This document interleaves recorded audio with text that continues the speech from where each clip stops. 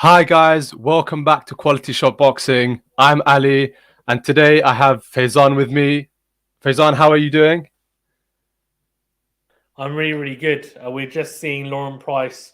I think the fight just before Baumgardner and Maya. So two really big fights coming up, and of course then Claressa Shields versus Savannah Marshall for the undisputed fight, which has got a lot of heat. Both those fights have got a lot of heat. So it's an interesting card because it's the first ever all-female card. So there's been some Yep. good fights on here, and I'm really looking forward to the two main fights because they are class fighters. As you can see, Lauren Price at the moment just trying to get her opponent out of there. She's a southpaw as well. Round two, flurry of punches. But yeah, I'm looking forward to it. Well, how about you? Are you looking forward to Yeah, man. Honestly, like you said, it's the first all-female card, so it would be very interesting to see how it goes. And I mean, we've seen with the current, last couple of years or so, we've seen how the female, boxing, you could say, sector or market, however you want to say it, has just boomed. And I think this is going to be a very interesting fight. I think with the last fight with the Shields Marshall, it's going to be so hyped up, so interesting, because the only person to ever defeat Shields as an amateur was Marshall, and I think it was the same year that she won the Olympic gold. I think in London, if I'm not mistaken. So it's going to be so hyped up. It'll be a very, very, very hopefully anyway, electric fight, explosive fight. So I'm really looking forward to it. Yeah, agreed. I think it's going to be really, really good to see. And Baumgardner has a lot of knockout power, and so does Savannah Marshall. And then Shields and Myra are like master boxers. So it is the typical boxer versus puncher. Boxer versus puncher, which is going to be really interesting to watch. Yeah. See, normally the boxer comes out on top, but that's not to say that can happen because both those punchers can also box to a degree as well. So that's what's going to be interesting to see for sure. For sure. I mean, I just saw Bellic now, just a few moments ago, dance on the edge of the and just do like a quick Ali shuffle. Just this is the beauty with boxing. It's such a brutal sport when you see the punches flying, but then you see a little bit of artistic movement. It just makes you. It has the same effect as when you watch football, for example, and you see those like skillful trickster players doing a little showboating, little bit of skill. It just makes you think. Like it just adds that nice sort of like. So the feeling that makes you go, it's just so beautiful to see. It's very good to see. Cool. Yeah, definitely agreed. I think you can see all of the fighters are really up for this as well. They want to showcase their talent. They know what a big stage this is, especially female boxing generally. But boxing as a whole, it's definitely a monumental occasion. So I can see Price coming out, southpaw, and as you said, it's interesting. Bellic clearly has a bit of style about her as well. But you can just see how quick these fighters are on their feet and also hand speed. There aren't a huge amount of knockout punches in the women's divisions. They don't really carry as much power as maybe the men's do in terms of knockout power. So you don't see as many knockouts. But what you do see is a lot of flurries of punches. As you can see there, they're just going at it. Although to be fair, wow. To be fair, in Marshall's last fight, she ended the fight with a knockout, and in Shields' last fight, in my opinion, she should have gone for the knockout because the way she absolutely dominated, I think it was Kozin she fought, the way she absolutely dominated her. I was thinking to myself, man, like, just end it, Yeah, like you've got the knockout power, just go for it. But ended how it ended. But I'm just keen to know, how do you think the fight would go between Claressa Shields versus Marshall? Yeah, so Marshall, you're right. And I guess that's, I was saying for sure that Marshall and Baumgardner are two of the most powerful women in women's boxing generally, as in they've got knockout power. They are two women that do have knockout power. They're far and few between, but those two definitely do, which is why they're so dangerous. I think I know Shields is saying that she's going to try and knock Marshall out, but I don't think she will. I think she's going to box on the back foot. Oh, and you can see here Price is wobbling Bellic. She's, oh my God, throwing a flurry of punches left and right. And Bellic stumbled a little bit, but she looks pretty steady on her feet now. Very Price quick. Yep. Yeah, very, very quick to the Oh, punch. she's rocked. She's rocked. She's rocked. Oh my god.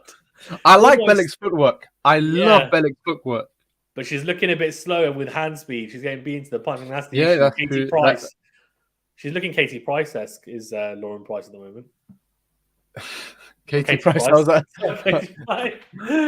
since when did she get into boxing? Yeah. No. Oh god. Katie Taylor-esque even. Oh god. You know, that's an Got interesting. Katie Taylor and Lauren Price mixed up into one person. You know, that's an interesting thing, to be honest. People are saying that Katie Taylor is the greatest women's boxer of all time, whereas there are some people who are Claressa Shields is the greatest women's boxer of all time. Yeah. I understand. Beg your pardon.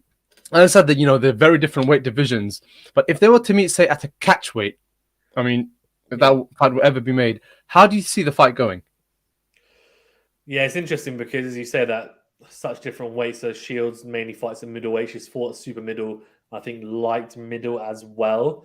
And Katie Taylor, I think, is, if I'm not mistaken, she's been at lightweight and super lightweight, if I'm not mistaken. So yeah, there's a big weight gap. I mean, theoretically, if they were going to somehow find a weight where both didn't, you know, have to compromise and lose a lot of their advantages, let's just say in a hypothetical world, because I don't think it would happen because of that. But it's very difficult to know because, I mean, Katie Taylor throws a lot of flurries. At this age, though, I would back Shields because Shields is in her prime. If we're talking about prime for prime, I don't know. I mean, it's a difficult one because it would be very entertaining, and I think it would be one of those fights that would go like split decision or draw because they both are so gifted when it comes to the combination punching. Defensively, Shields is better, but I think I agree. Katie Taylor is better though as well. So I think she carries a bit more power. When you say that she's better, what do you mean? Yeah, who? As in Katie you Taylor? Just said, wait, Claressa Shields defensively is better, but then you said Katie Taylor is better. What do you mean by that? No, so I was saying Katie Taylor is better offensively. Okay. Offensively, yeah. As they brought the fight. So Bellic wasn't. She only didn't throw for what, like 10, 15 seconds. As Rob McCracken's in Lauren Price's corner, by the way. Interesting. Price is losing this fight. Price, I reckon, is losing this fight. No, she's already won. Oh, they stopped it now. Yeah. The ref. No, I just saw right now the ref stopped it. Yeah. I think rightfully so because she was getting absolutely rocked. Yeah, so Price just won. Yeah. So Price just rocking Bellic there. So that's a good win for her. She was expected to win Lauren Price as well. So good win for her. She's got Rob McCracken in the corner as well. Am I mistaken or what? Because on the score, when they were fighting next to the time thing, it said Bellic was red. No, Price was red. Bellic was blue. Oh, no. Lauren Price is the one who just won. Oh, okay. Yeah. So the one who won. Okay. Fair enough. Yeah, you can see we've got Team Bellic there. She's got the purple pink shorts on even. Yeah. Fair enough. In terms of like defensively, Shields, her head movement's so good. Head movement's really good. And the way that she moves her body as well and evades. She's very good generally at not getting hit. Whereas Katie Taylor is up for a scuffle, right? So she will just get hit. And she'll throw one to receive. She'll receive one to throw one or two in a flurry. So that fight stopped, which means Maya Baumgardner will be next. So I hopefully will be able to see at least some of the fight. But I'll let you commentate properly. For sure. I mean, I said this in the video I recorded earlier this week regarding the how Claressa Shields comes across as a boxer. I think she reminds me of a very early sort of Floyd Mayweather when he first started out in the professional ranks. I mean, Floyd Mayweather, we've all come to know him being like arguably probably the greatest defensive boxer of all time. But beforehand, he was very much aggressive and attacking, so offensive, and he had real like very good knockout power. Yeah, for sure. So he was very much sort of like the Philly shoulder roll, holding it in, moving, bam, bam, bam, a couple of hard punches, move. That's exactly what Claressa Shields did in her last fight. And I was thinking about that. And again, I'm just going to repeat what I said. I think she I thought she was overrated. I just thought she was another one of those loudmouth, boxers who just talks for no reason. But she actually backs it up, to be fair. I think she She's won deserves. two Olympic golds, right? So two Yeah. gold medals, and she is she's undisputed. I think she's been undisputed in 2 different weight divisions, but she's a 4 division weight champion. I mean, she's just cleaned up. I mean, she hasn't lost in the pro ranks. The only time she ever lost in the amateur ranks was to Savannah Marshall. But in saying that, I think she was 17 years old. So we also need to bear that in mind. Like, Savannah Marshall is quite a few years older than Claressa Shields as well. So, but she carries power, and that's why it's so exciting to watch. Yep. And I'm looking forward to this fight. Who have you got for the fight coming up? Mikaela Mayer and Alycia Baumgardner, because Baumgardner is like a little pocket rocket. She has incredible power in both hands. Maya will try and box and move, and she'll throw a lot of straight punches. But yeah, who are you backing for that, and why? Oh, that's tough. I can't decide. I mean, when I started watching the stream, it came up early that the fight was people tried to say who's going to win. It's very tight and it's very difficult for me. I think, like you said, she's a pocket rocket, so I'd probably edge it towards her slightly. I think she could have it in her, but again, it's one of those fights that could go either way. To Mayer? Yeah. I mean, yeah, Mayer, you said she's a pocket rocket. Oh, no, Baumgardner. Sorry, Baumgardner. Apologies. Baumgardner. Yeah, okay, so you're going with the technically, I guess, the puncher over the boxer. Yeah, always. I mean, always. It's always. Really? Yeah, of course. As in, people assume Mayweather's the boxer, right? So Mayweather Pacquiao, or you look at say Wilder Fury. Normally, the boxer comes out on top, don't they? Yeah, exactly. That's the thing. People assume that just because you've got knockout power, you're going to win. That's not always the case. Power and physicality only takes you so far. I mean, we've seen this throughout history. We've seen Muhammad Ali and George Foreman, for example. Muhammad Ali there were odds of 8-1, I think, of him winning. So, but he took on all the punches, took on all the power, and he eventually knocked out the boxer, knocked out the puncher. And Fury, same thing. Fury's a not really a knockout power sort of guy. He's not really a knockout person. He's more of a boxer, more of an unorthodox style person. He ended up knocking out Wilder. So I think it'd be very naive to assume that the power, the puncher would always win. That's not always the case. Agreed. That's never the case, because the boxer, it's much harder to learn to master the technique than it is to so-called master or gain the power. Exactly. The power you could just go to the gym, focus on your power shots, do that all the time. You could work on it. It's much harder to work on the skill than it is than power. So I think a boxer, a pure technical boxer, has faced far more adversity, say, coming up, has faced far more, a greater variety of different types of fighters compared to a puncher. So I think as a result, they're able to develop and be accustomed to that more so. And as they move from the amateur to the professional ranks early on, and as they even develop their professional career, I think they'll gain more and more experience on how to deal with a root power puncher.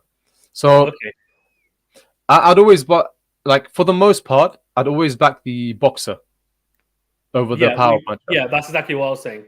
Yeah, so Mikaela Mayer is the boxer. So she's the slick boxer. They're both from America. Baumgardner is the knockout artist. Yep. She's seen as having power. She can box as well, but she's definitely more a puncher. So yeah, it'll be interesting. I think so. It sounds like you're edging towards Mikaela Mayer. I know, but I'm going to go Baumgardner to get the knockout, just because why not? And I think it's going to be interesting. But it could. I agree that generally the boxer normally is just too slick for the puncher, because they're evasive, defensively they're really good.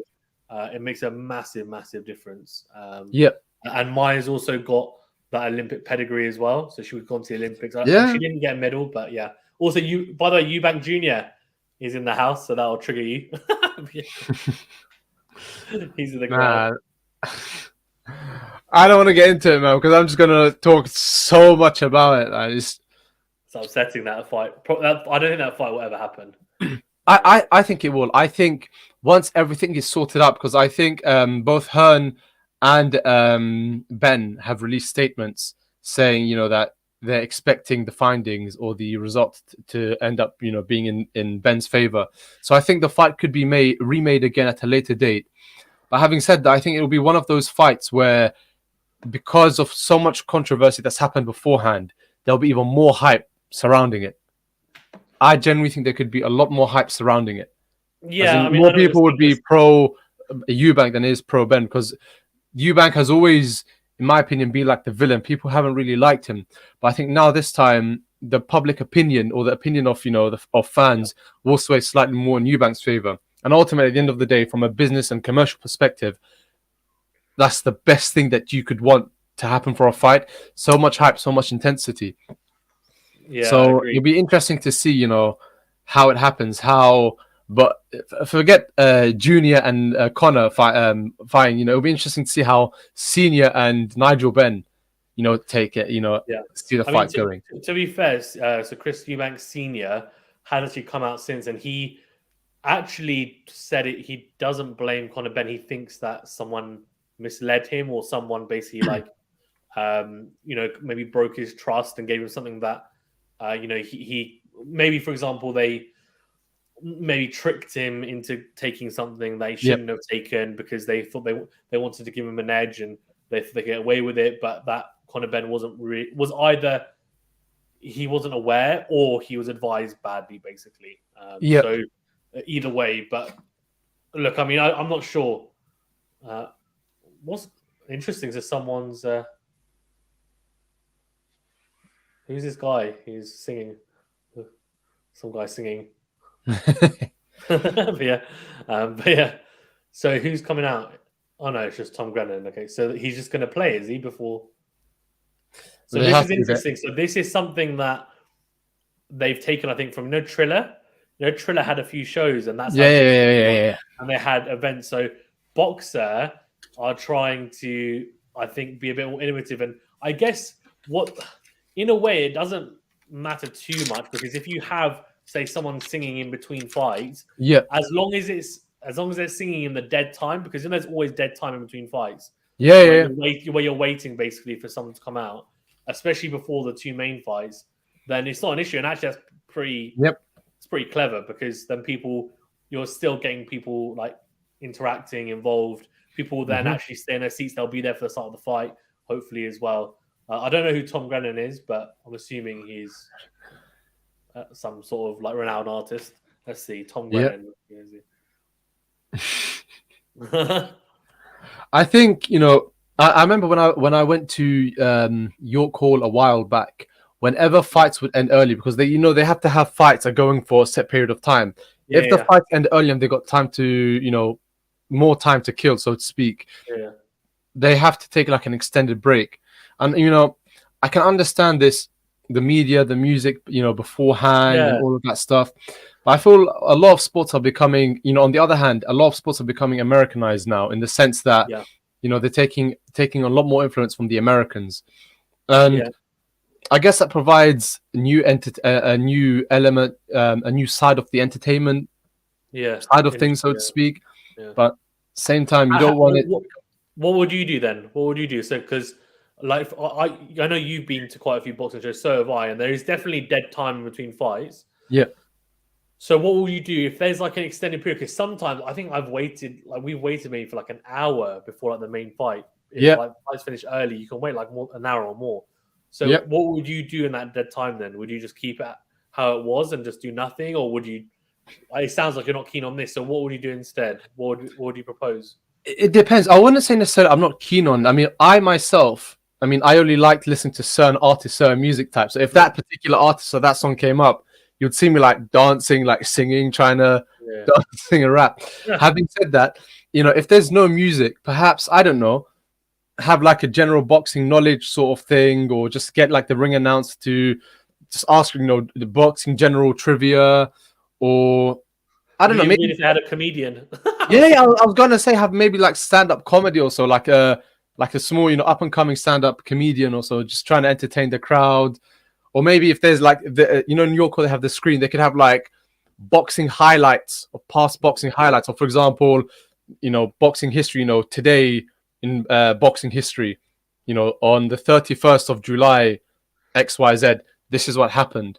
So something, keep it very much boxing related. As in, don't get me wrong, if most of the fans prefer the music, by all means. I'm just saying from my own personal perspective, as I'm going to a boxing event, I'd want something to do, more preferably boxing related. Yeah. But he's doing like a whole concert here, it seems. He's sung one song, he's on his second song already. Yeah. That's the other thing as well, that if you're going to do it, because songs last like 3-4 minutes normally, so he needs to sing like at least maybe 4 or 5 songs to make it worth it. Although it's like you just set it all up for like 10 minutes worth of singing. I think, to be honest, I don't know exactly how they perhaps may lay it out. If they say, for example, we want, if the fights go the distance, we want like say 20 minutes in between between the last fight that just happened and the last 2 fights. If the previous fight, so if this fight ended, earlier or much earlier, and they had, instead of 20 minutes, they had like 30 minutes or 40 minutes, for example, you have an extra 10, 15 minutes, 10, 20 minutes. I guess you could put on an artist, and obviously when he or she sings, then you have, another 5-10 minutes of that.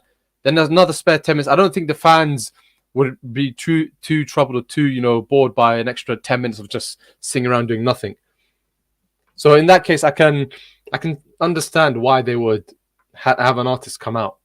I mean, if the wait is half an hour, that'll be way too long, and you'd want some sort of entertainment. Yeah, and that's why people end up going out, right, to go and get food or whatever, and then they just walk around. But you do get not bored, but you kind of just like, there in this anticipation, and then they play a couple of intros about the fighter, but that they last about 2 minutes each, and it's like, how much really can you do? So I think the idea to try and fill the time is a good one, but I agree, maybe it's what they fill it with is probably something to be explored, because I understand why.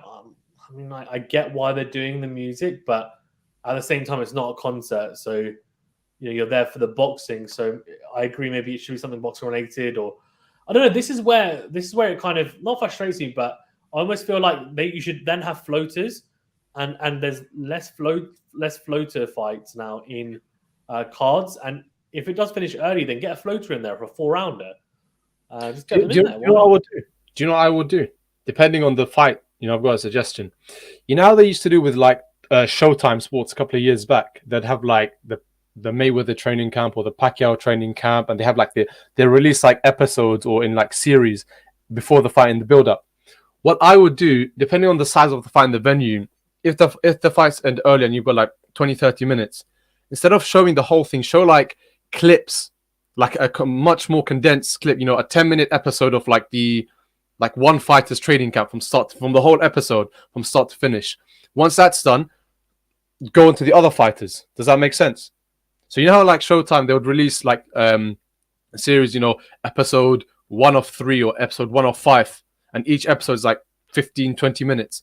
Obviously, if you add all 5 episodes up, you're looking about an hour, 2 hours. So rather than having that, just pick the key highlights from it, maybe 10-15 minutes, for example, and put that on the large screen. Similarly, do that with the other fighters. So with the other fighters, condensed sort of video or highlight reel.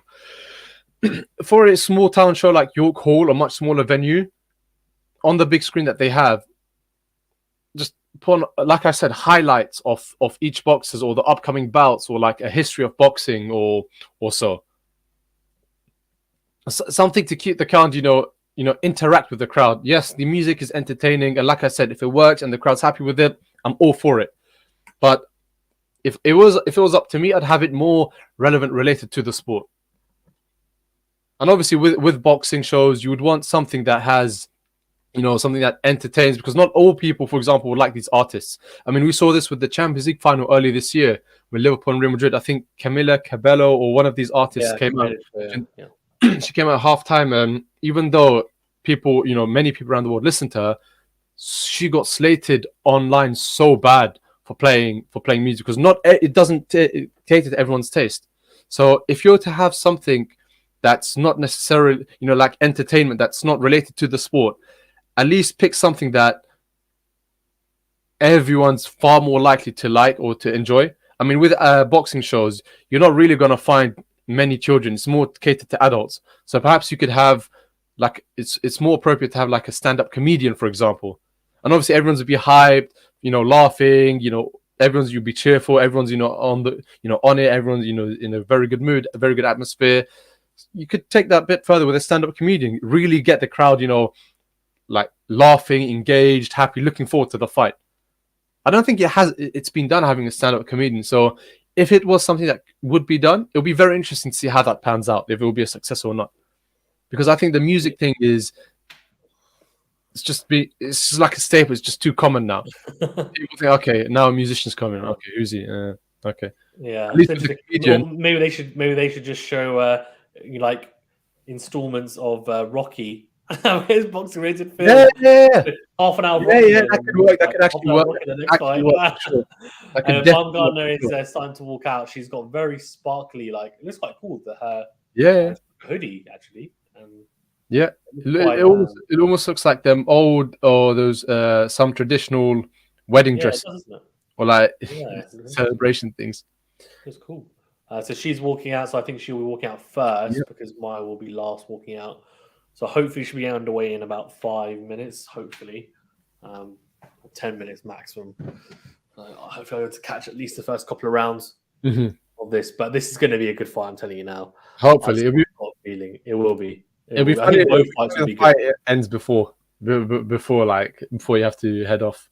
It'll be very interesting to see how it happens.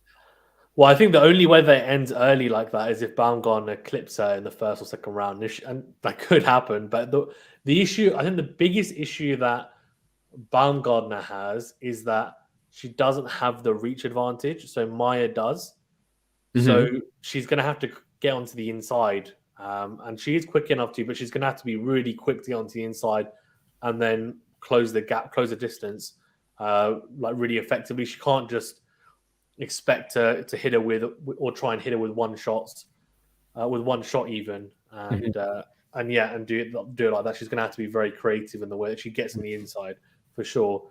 Whereas with Savannah Marshall, she's got the reach, so she's the puncher, but she's also got that reach advantage. So I feel like she might be feeling a bit more confident against Shields in the sense that she's got the reach advantage, so she can jab her way into the inside, and then she can clip her from the outside with power, whereas Baumgardner won't be able to clip her from the outside. So that will be interesting to see how Baumgardner is able to, if she is able to close the distance, because Maya is a lot taller. She will just jab and move and jab and move, and throw 1-2. She can get dragged into a fight. I've seen it before, so this does seem quite personal. She tried to kick Baumgardner in the face off. She got pushed and then tried to kick her as she was kind of pushed at the same time. Didn't connect, but it wasn't like a proper kick. It was more like a flailing kick. Yeah, one of them's like... Marshall obviously don't like each other either, so... looking forward to both these fights. It'll be very interesting. But guys, for everyone tuning in, guys, please don't forget to like, comment, subscribe down below. It helps us create more great content for you guys, and it helps us grow the channel further and further. But yeah, I mean, the fight's coming soon. Like, it's about to start. I'm looking forward, to be honest. Like, I think this is going to be an absolute cracking fight. As in, I think the Baumgardner Mayer fight is going to be a very good feeder for the main card. I mean, it'll be entertaining to see. I don't see a knockout between Shields and Marshall. To be honest, I see it as okay. Well, that means that Shields will win, right? Because Marshall, I think, has to knock her out. I don't think she's going to win on points. I'd be very surprised if she does. I think Marshall could. I mean, she is the so-called home fighter. She's fighting in England as well, and hopefully, you'd imagine the judges are not going to. Surely there has to become it comes to a point in a time where we can't have such biased judges. We've got to have very fair judges in there and just say, look, you know what? Call it how you see it. Forget about who's fighting, what country they're from. It's irrelevant. It's a boxing match. People can lose. They can come back. We know that. So agreed. Yeah, we'll see. But also, guys, make sure you're commenting as well, with the questions, queries, anything that you're interested, any comments you have, who thinks going to win. like a win Mayer, Baumgardner, and Shields Marshall. Your thoughts on the card so far as well? So yeah, obviously very, very interesting. And Ali will also be doing, which are two incredible fights later on tonight. He will be doing Wilder versus Hellenius and also Haney versus Kambosos Jr. 2, which should both be very good fights. I mean, Wilder Hellenius will be explosive for sure. Haney Kambosos might be a bit more of a chess match, but Kambosos will come out and fight for sure. They've actually got the win percentage, so it says who will win and how. Maya's got 28%. Is KO? No, this is on a KO. KO. So most people have gone for Maya to win on points. A huge difference, very huge thing. You know the ironic thing is, when you have two knockout fighters or two power punches, you'd expect there to be a knockout, but that's not necessarily always the case. That's not necessarily always the case. If anything, in my opinion, I see recently you're more likely to get a knockout result between like a boxer and a puncher, not necessarily two knockout fighters. I mean, unless one of the boxers, especially like, let's say the men's heavyweight division, you've got a certified, incredibly powerful power puncher like Wilder. I mean, in my opinion, Wilder's one of the hardest hitting heavyweights, if not the hardest hitting heavyweight of all time. And yes, I am saying that I'm putting him in the same bracket as Tyson, Foreman, Liston, Shavers, as pure knockout power hitters. Not necessarily the best fighters, but pure knockout fighters, as in with one hit KO punches. But yeah, agreed. I think it's difficult to know exactly how powerful he's definitely up there. I mean, no doubt about that. We know that knockout power, and you can see Baumgardner's coming out. She's dancing her way to the ring. She's looking good. She's feeling confident. You know, that's one thing you love to see in a walkout, in a huge fight. You like to see confidence. I mean, we remember the way that she's dancing as well. She's just very relaxed, doesn't she? Yeah. I mean, I remember AJ when Anthony Joshua, when he first before he had his fights against Ruiz, beforehand he'd come into the ring very confidently, smiling. He's got the Hollywood $1 million smile. It makes you think, you know what, the guy's got it. And you love to see that in a fighter, how calm and confident they are. But yeah, agreed. Let's see how this one pans out. Let's see how this one goes. You know, it's ironic. You mentioned the Eubank. We spoke about Eubank Ben earlier. You know, a couple of days ago, Chris Eubank Sr. and Nigel Benn were both together doing some sort of show in Coventry. Both of them together. Yeah, were they? Yeah, they were in Coventry. Of course, they're on tour, aren't they? They're on tour. Both of them. So they get on now. They get on now. No, I know, but I'm saying with the recent controversy surrounding both their sons, you'd think that it's a bit naturally to expect with two people, especially those two. You'd think it's a bit weird, don't you think? You got to remember that Eubank Jr. wanted the fight to go ahead still. Eubank Sr. didn't, but then at the same time, when as I said, he came out and said they didn't think it was Conor Benn. So they obviously don't think he's a cheat. It sounds like they're happy for it to go ahead. Yeah. At some point, they were happy to. Well, Junior was, but anyways, on to this. You can see Baumgardner's in the ring now. It's Mikaela Mayer. They've got the ring announcer. I don't know who it is, but some young guy. They've got him doing it, so he's going to be the boxer ring announcer. It looks like. Well, this is interesting. So World Champ. Is this Spice Girls? She loves Spice Girls. Mikaela Mayer, so it might be Spice Girls. She's got dances. This is quite funny. Fair enough. Oh, but this is American. Dances before she comes out. I don't know. She's really tried to go big.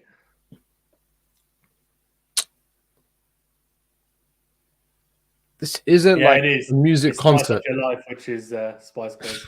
You're a big you were Spice Girls fans back in your younger days. No, I'm not. I didn't even know. So I was just saying because it says Spice Up Your Life, so I'm assuming it's Spice Girls. Okay. But yeah, I don't know. I mean, I think. Question: If you were a professional boxer, which walkout song would you walk out to? What song would you have as your walkout song? Oh, let me have a think for a second. Under Control by Calvin Harris. Under Control. Oh, I need to listen to that one. I don't know which one I would have. I mean, it would be different. I think it's Calvin Harris and Alycia or something, but it's a good song. Calvin Harris, Under Control. Yeah. Under Control, Calvin Harris. Okay, I'll listen to that one in a bit.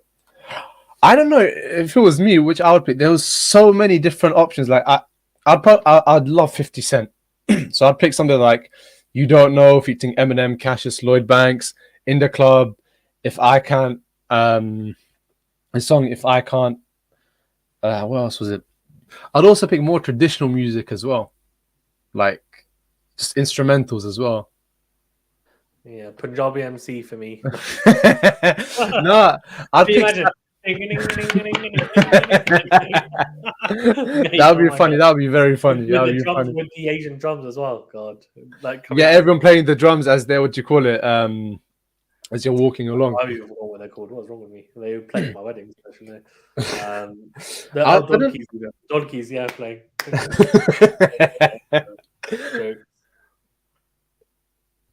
I would never play none of this modern day music. I think they bomb as well across their thing. I'm like, what the heck? There's going to be an interesting. Let me fix this up. Do you know who Baumgardner's coach, the one who's holding the towel, who reminds me of? Who? What's the name? What's the name of the actor who played in Jake Gyllenhaal's film Southpaw? Forrest Whitaker. Forrest Whitaker, his coach. You know, if you ever decide to watch the film, basically, you know, I'm gonna spoil it, but not spoil it. He takes on a new coach. He goes through some crap. Takes on a new coach in Forrest Whitaker, and Forrest Whitaker completely revamps his training style, his style of fighting, and he just reminds me of. He's got the cap. He's got like the size. It just fits him to a T. You see Mikaela Mayer 17 fights, 17 wins. But has Baumgardner lost a fight? I think she's unbeaten as well. I could be wrong. Yeah, unbeaten. She's won all 17. 100% win percentage. WBO, IBF. Mikaela Mayer. Yeah, sorry, I was talking about Baumgardner. Oh, so Baumgardner has 12 wins, 7 KOs, but 1 loss as well. She lost to Christina Lentado in a split decision. Okay. In 2018, so that was 4 years ago. So, so only 1 loss for her. No losses for Mikaela Mayer. This is going to be a good fight. I think Baumgardner is going to try and knock her out early because I don't think she thinks she can win this because of distance. So what's your prediction? Go on. I'm going to go Baumgardner in 5 rounds because I want to be different. What about you? I'll give you my prediction after this fight is done. Come on. Don't sit on the fence. Mayer. Screw it. Okay. Mayer. I'll change my opinion. Mayer. Yeah, I know I've done that previously on videos. I'd make a prediction. It ends up being wrong. I'm picking Mayer this time. Okay. I'll let you commentate. Perfect. So, fight's about to start in just bouncing on their toes, getting ready for this big fight. Fight's begun. So, center of the ring. Baumgardner, surprisingly, Baumgardner with her arms down, whereas Mayer with her arms up. Contrast of styles. It's almost similar to like David Haye, the way that she's like. Yeah. Like Roy Jones Jr., where they're at the bottom and they're picking up the shots up. Yeah. I think she's trying to put Mayer off by having her hand. Oh, you see the huge size difference. Oh, nice overhand right by Baumgardner. Yeah. You see Baumgardner's trying to jab to the body, right? I guess because she knows that she doesn't have the advantage in reach, so she's trying to dip down low and go to the body. I think, 2 minutes in? Yeah. I'm giving this... So far, I'm giving it to Baumgardner. I think she's controlling the tempo. And she's made Mayer miss with a few jabs now. Yeah, she looks a lot lighter on her feet, doesn't she, Baumgardner? She's smaller. Yep. Oh, good right hand. I need to get this down on notes somewhere. Here, I'm going to score this on a round by round basis. Yes, that is how boxing is scored. I'm joking. Actually, no, it's not. By modern day judging standards, they're judged on whoever bribes them the most. Oh, For certain God, judges. don't say that. Don't say that. No, it's true. Tell me otherwise. There have been some absolutely shocking, abysmal decisions. So, I think that's Baumgardner's. I think she's landed more. yep. She's been in far more control so far for this fight, for this round. Sorry. Yeah, for sure. Thing is, I think that Mikaela Oh, nice overhand right. She looks slower than Baumgardner. Baumgardner's got a speed advantage, so she's gonna have to try and hold her off with her jabs. Yep. That's true. She's gonna have to try and time her, which will be interesting to see if she's able to. She should be able to. I think, to be honest, for the first 2 minutes, for the first 2/3 of this round, Baumgardner. I think the last minute, the last third of this round, Maya stepped it up. And if Baumgardner is able to reset and do the same thing again, I think she would have the rounds. Whereas if she doesn't and Maya is able to build on what she did for the last minute, this round could round 2 could potentially go to Maya. Who knows? Yeah, agreed.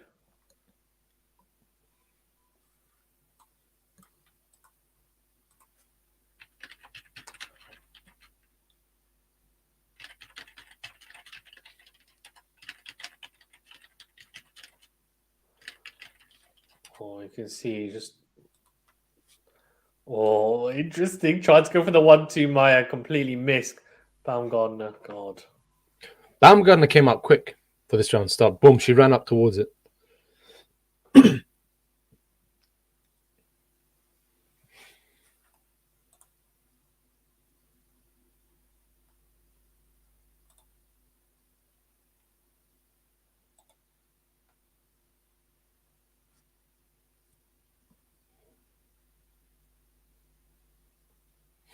Or jabs from Maya, they're missing. Baumgartner just looks rapid. Like Yeah. Oh. Nice few combinations. She's always looking for that overhand right as well, isn't she? Yep. That haymaker, which is ironic because David Hayes in the fight. Looked like she was very close to clipping her. Nice left. Baumgartner looks very sharp. Yep. Oh, nice. Oh, they tied up. You know, I always find it difficult whenever I see them go for a scrap. I'm like, who landed more? Then as soon as it's done, I'm trying to think. You got to really, pay close attention, don't you? Yeah, definitely.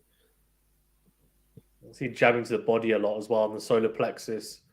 Is Baumgardner. Yep. Oh, jab and then throwing quicker than Baumgardner. I think she clips Maya with the right hand.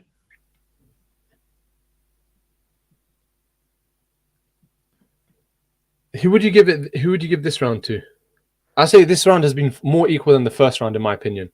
A lot. I'd still give it to Baumgardner. I don't think Maya's doing enough. She's kind of throwing one shot. So it's a jab, but the jabs, half the jabs are not even landing, if that. So I think she's got to be a bit more accurate. She's got to land more. She's not doing enough for me. What about you? I don't know, man. As in, this one could go either way. This one was it swing round? No. Swing round means it could go either way. But yeah, you're thinking of a 10-10. Which is not allowed because no one gives 10-10s. No one gives 10-10s. So I'd say this is a swing round, as in it could have gone either way. It was far more equal for me. It wasn't as clear cut as the first round. But who do you give it to, though? This question. I don't know. Probably. I don't know. Like I generally I can't say. I mean I could say Baumgardner because I think like she got in a few good hits, but same time Maya threw a lot more better punches compared to the first round. So it's very difficult, man. Let's see how it starts round 3. Let's go. Yeah, I'll let you commentate this round. Sure. round 3 of 10.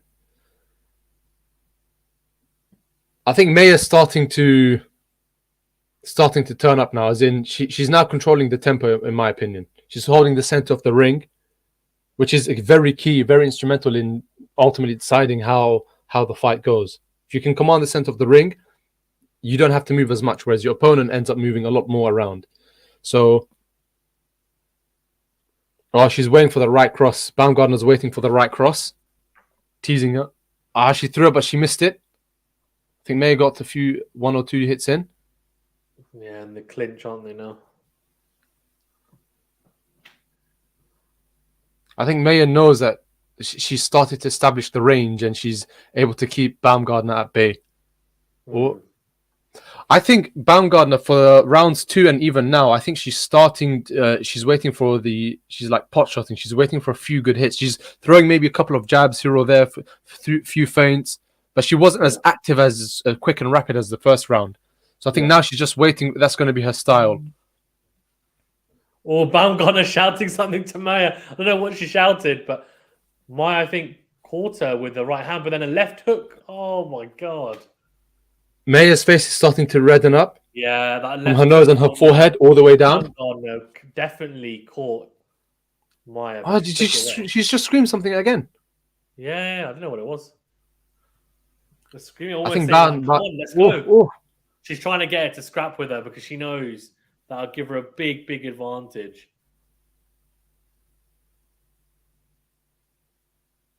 She's pot shotting. I don't think Maya can take Baumgardner's punches. This one I'll probably edge it to Maya, in my opinion. I would probably give it to Maya. I think it was a close round, but not as close as round 2. I'd probably give this one to Maya. I think Maya controlled the middle a lot better than she did in the first 2 rounds. And yeah, I think she started to command the fight more, the momentum of the fight more. She started to establish her range jab a lot more. So I think I'd probably edge this one to Maya. I don't know what you guys think. If you agree, let us know down below in the comments. And guys, don't forget to comment, to like and subscribe as well. But how do you think, Sova? How have you scored the fight so far? Yeah, 2-1 to Baumgardner. I agree. I think Maya probably, even though Baumgardner definitely caught her with some eye-catching shots, I think Maya was a bit busier that round. So I'd probably just give her the edge. But as you would say, a swing round for me. So I wouldn't be surprised if people gave that to Baumgardner. I think Maya is starting to warm up a little bit. She's starting to time Baumgardner more and also read her movements. She's going to the body now as well with the jabs. Start of round 4, by the way, guys. So, again, Maya's in the center. Baumgardner's...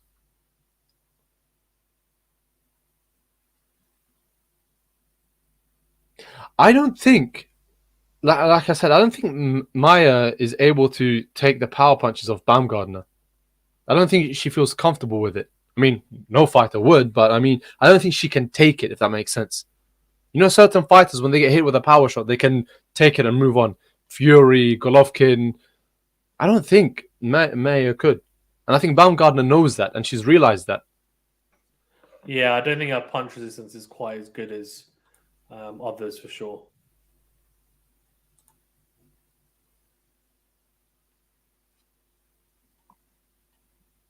But it's interesting to know that you would give the swing round to the swing round in round 3, whereas I give it in round 2.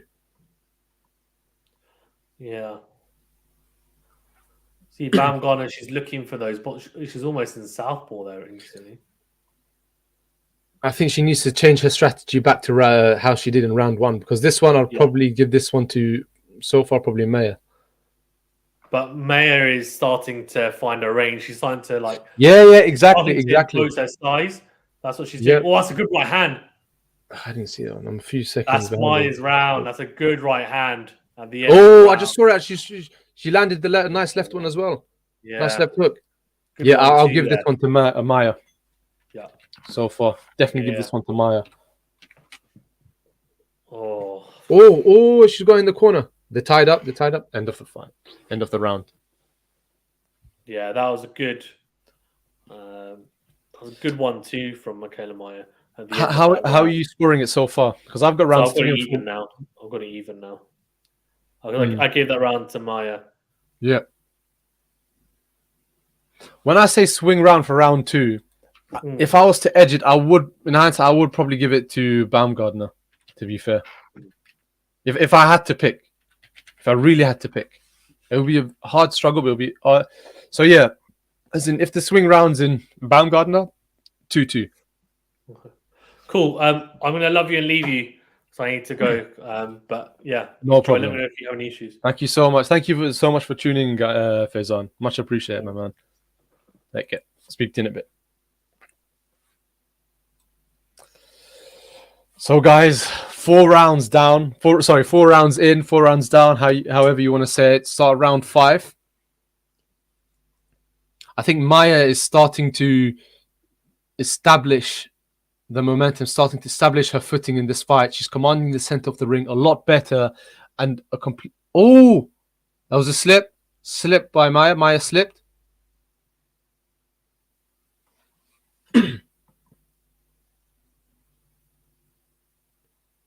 Baumgardner's just waiting.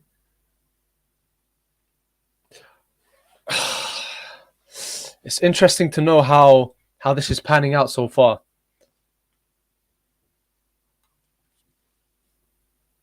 Oh,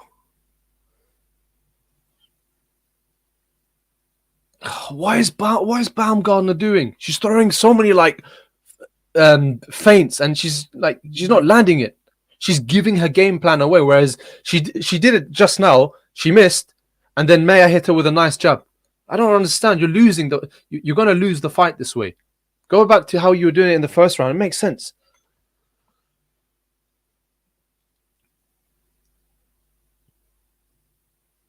Oh, nice right hook. Nice right hand by Maya, and combinations followed up.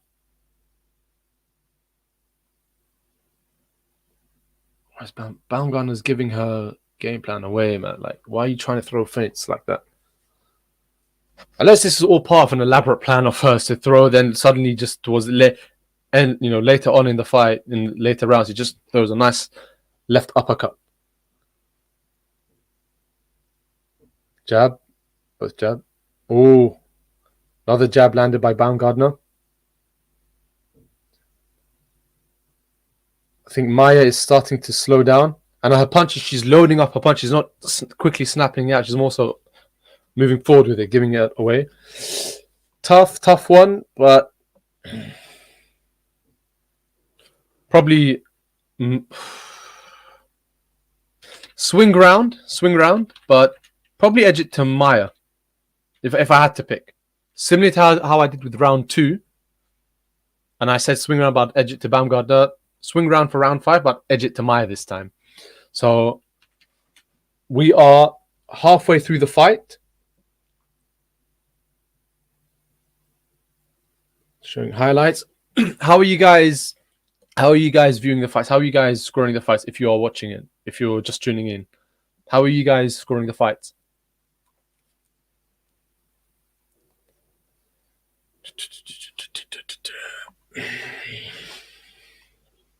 This is going to be an interesting.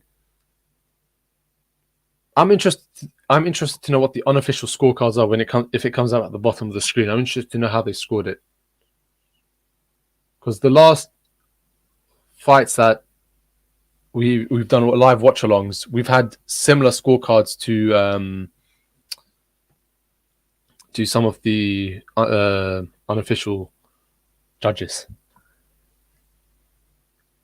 Or Maya's going in, become a lot more aggressive. She's going in for a few more power shots, but she's throwing them a bit recklessly now. Some of them landing, some of them they're not. She needs to be more careful with that and not get carried away.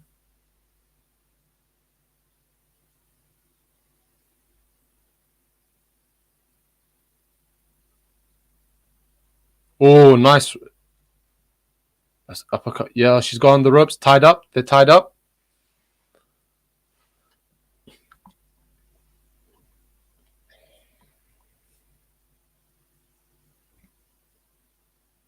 Minute left, just under a minute. I'd probably give this one to Maya as well.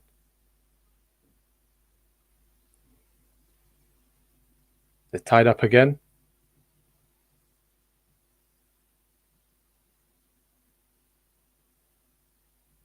Tying up again. Hit that in the back of the head. Oh, nice few combinations by Maya. Jab right cross by Maya. Baumgardner coming in as well. Baumgardner. It's interesting to know Baumgardner is still on the outside. Oh, so far. Oh, really?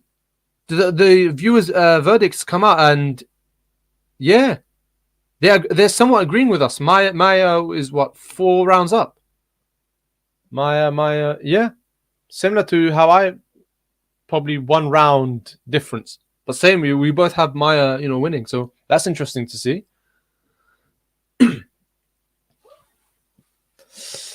Tough. This is a swing round, but last minute or so, I would very tough to decide. But based on the first 2 minutes or so, I would have edged this one to Maya. So I've got Maya up so far. 6 rounds up, 6 rounds down. We've got Baumgardner 1, possibly 2. Let's say 2. Maya 3. Rounds 3, 4, 5, and 6. Maya 4 rounds to Baumgardner's 2. So this is interesting to see. Interesting so far. Still waiting for the adverts. But what do you guys think so far of the fight? If you're tuning in and watching, how do you think this fight will pan out? And how do you think the later fights, the Claressa Shields and Savannah Marshall fight will pan out? Let me know what you guys think down below in the comments.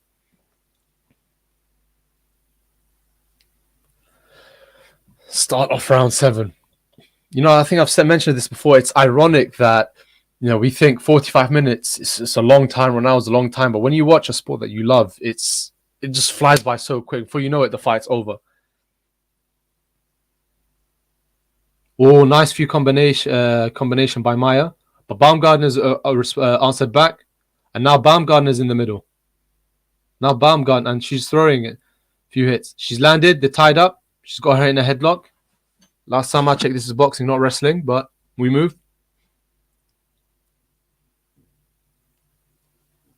Baumgardner. Okay, they're still in the center of the ring. Oh, few power shots thrown by both fighters, but missed.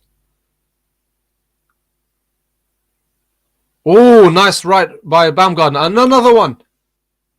I think Maya's starting to bleed over her right eye. Oh, a few combinations landed by Baumgardner. This is Baumgardner's round so far, for sure. Oh, nice right thrown by both fighters. Maya looks like she's getting tired. Baumgardner just looking like she's waiting for an opening for the kill. Oh, left hook and jab. Another jab landed. Oh, she's bleeding. Maya's bleeding from her eye. And I think from her lips as well. Right by Maya. Baumgardner missed. Dodged it. She slipped. Another left and right by Baumgardner. Now they're tied up. I think, this round is without a doubt Baumgardner's. Easy. Right landed by Maya.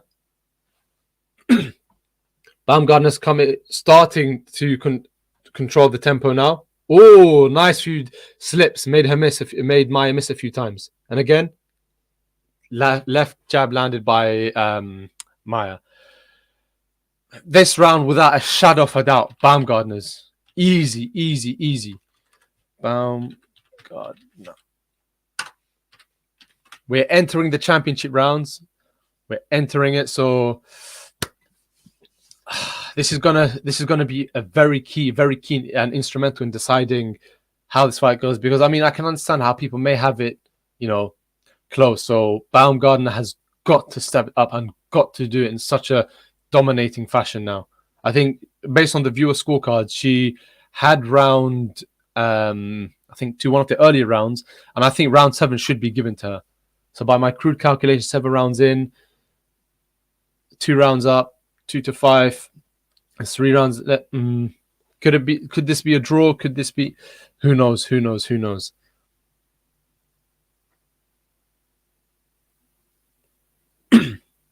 That's the start of round 8.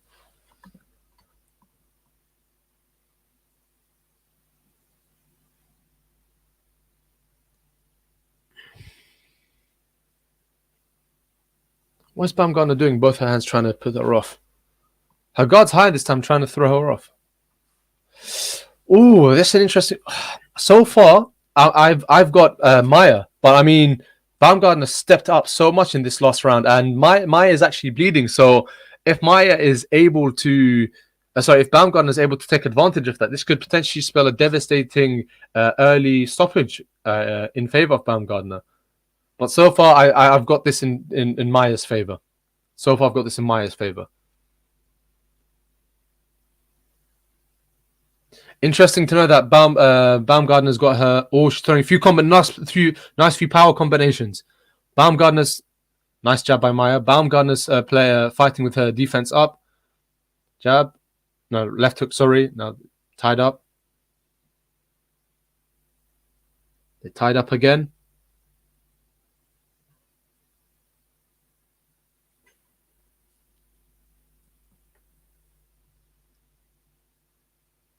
Baumgardner's dancing on her toes.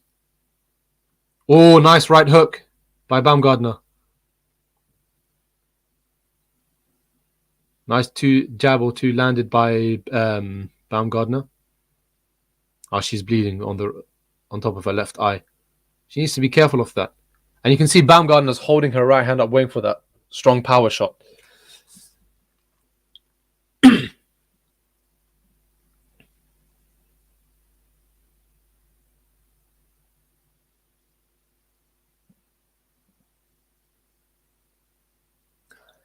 End of round 8. End of round 8.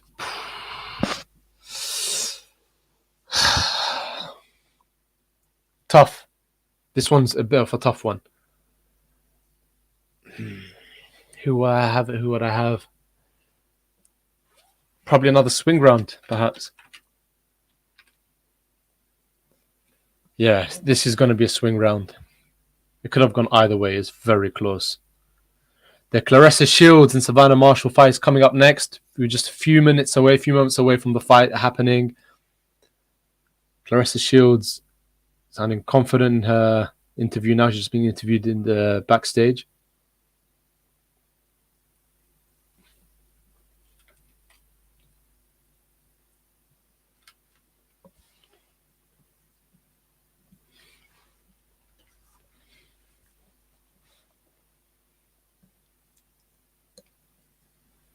Baumgardner smiling. She looks confident. Round 9. Start of round 9.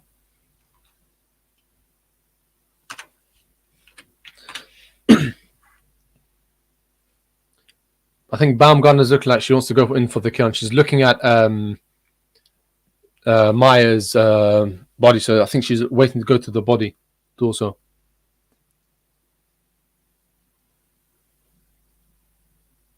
Nice jab landed by Maya. Nice few combination jabs, left and right cross by Maya. Nice, another one by Maya. Now that hugging again. So far Maya's round.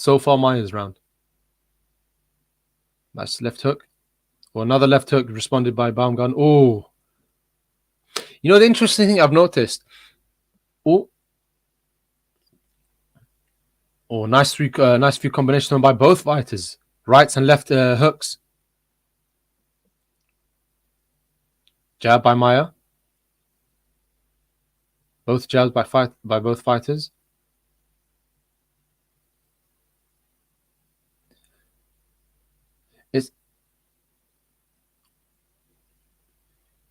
Maya's got both her guard up, whereas Baumgardner's arm is down.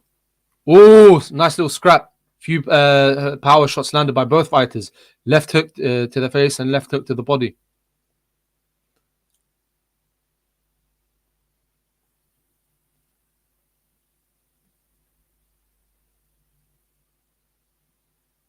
Oh, left hook landed by Maya. Right thrown by Baumgardner, missed. Left landed by Maya. This one, I would say Maya. I'd have to give this one to Maya. This one is going to be given to Maya. And so far, I think I've got Maya up on points. I've got rounds 1 and 2. Okay, I'll go quickly through the definite rounds. Rounds 1, Baumgardner. Rounds 3, 4, Maya. Rounds 6, Maya. Rounds 7, Baumgardner. Rounds 9, Maya. So there's 4 rounds to 2. There were a few swing rounds. Round 2 to Baumgardner, one more for Baumgardner, and one more for Maya. So that's 3 to 5. Round 8 was a swing round. I know I said I will try to give it to, if I have to pick one, that one's very difficult. So I'm going to leave that one out for now. But so far, I've got Maya comfortably up by a few rounds, about 3-4 rounds. Start of round 10, final round, the championship round. This is where it counts. This is where fights can be made. This is where it happens. This is where it matters.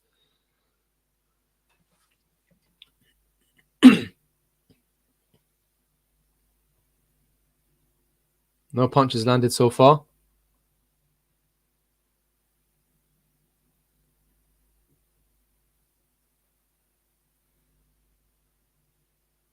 Come on, we're a minute and a half in. Oh, jab by Baumgardner.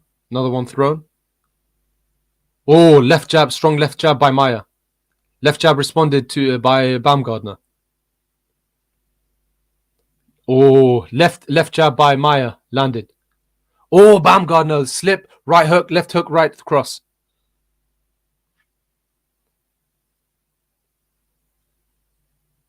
They're tied up. Right. Less than a minute left. Less than 1 minute left. Nice few combinations thrown by Maya.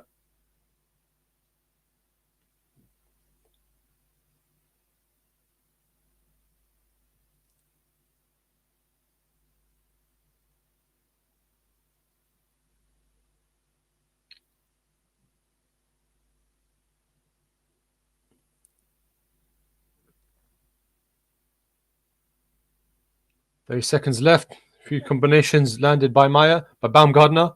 Baumgardner, the strong left body hook. Jab landed by Maya.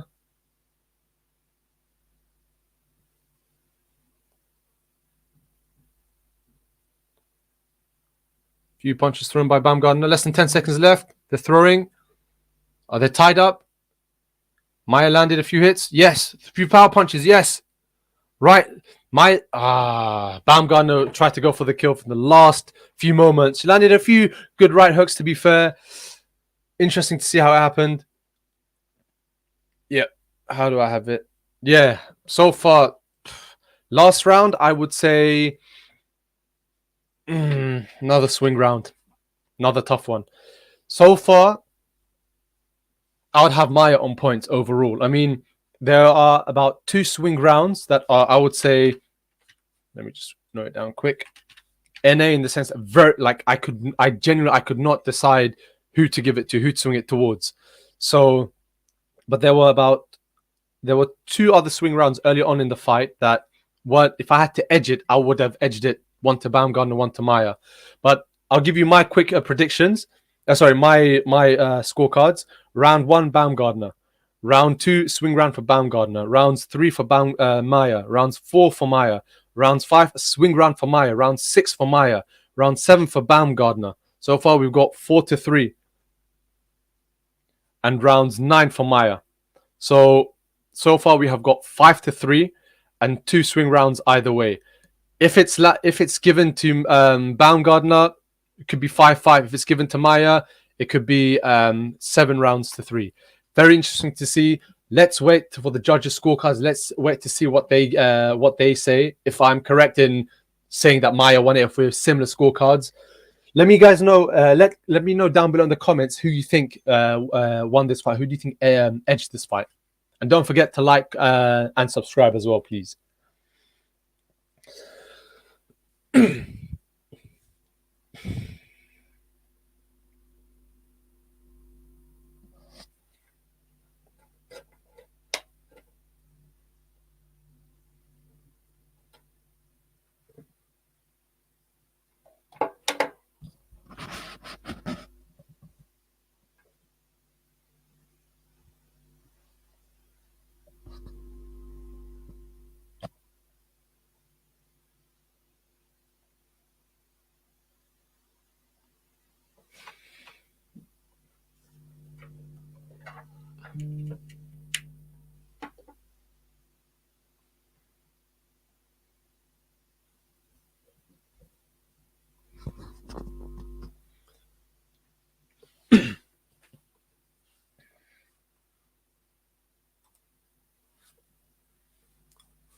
4 rounds to Maya. Yeah, very, very close. I had about 3 rounds given to Maya, so it'll be very, very interesting to know. Very close, very, very close. So I think, I'd like to think I have a somewhat decent judging, criteria.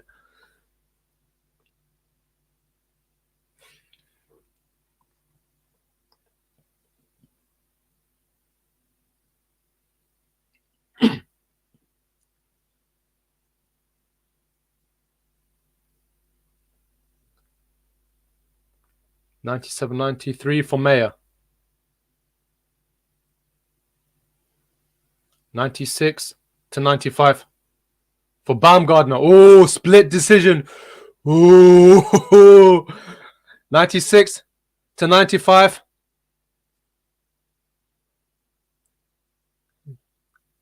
Mid chip. Well, let's see. Baumgardner won it. Oh my god. Oh my god. No way. No way. I'm sorry. That there is no way Baumgardner won it. At best, it should have been a draw. There is no way she deserved to win it. That's absolutely atrocious. That's absolutely ridiculous. That's a joke. Absolutely horrific. Oh my god. That's absolutely shocking. Oh my lord. Lord Almighty.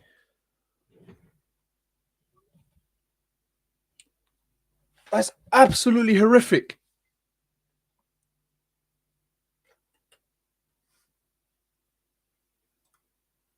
No. Baumgardner did not deserve to win. Not in the slightest. Never in the slightest did Baumgardner deserve to win. That's completely unfair on Maya. Absolute. I don't want to say something that's bad. I want to keep it family friendly, but absolutely shocking. Unbelievably shocking. The first Judge O'Connor, and I'm not saying this because I had a similar scoring sort of amount of rounds, but I think that's genuinely fair. Absolute shocking. How the hell are you giving it to Baumgardner? That's an absolute disgrace. Absolutely embarrassing. No, I think. See, this is the problem with a lot of judges, and I get criticized by my friends for some of my comments on judges, but it's an absolute disgrace. How on earth do you have judges who are so blind to this? I mean, I'm a fan. I'm a fan. I'm doing these videos, as a fan for the fans. So I'm trying to be honest in my opinion. I'm nowhere near qualified. But there is no way on God's green earth that Baumgardner deserved to win this. I'm sorry, no, I'm not having it. No, it's an absolute disgrace. How dare they? It's a joke. She does not deserve that win. She knows she is lucky. That's horrible. That's absolutely horrible. A draw would have been at best. A draw would have been at best. Not a win for a split decision win for Baumgardner. A joke. Like I said, for my scorecards, even if she did get the 2 swing rounds, it would have been 5-5.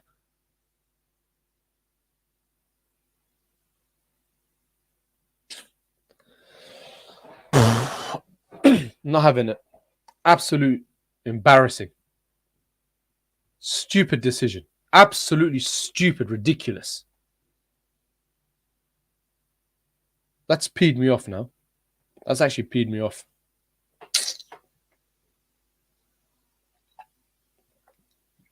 Does not deserve to win it. Does not. She deserves a rematch. If there's a rematch clause, if I was Naya, I'd invoke it right now. I'll be on my phone to my lawyers or whoever, be like, I want the rematch right now. Give it. She did not deserve it. She does not deserve it. Ridiculous. Stupid. See, stuff like this. I'm going to stay quiet. I just want to hear what she has to say quick.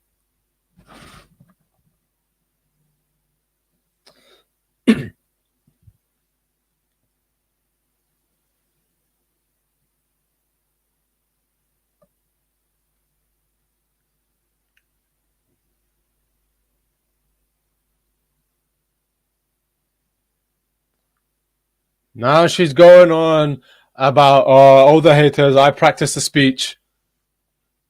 It's fake. It's a joke. It's embarrassing. Shut up, man.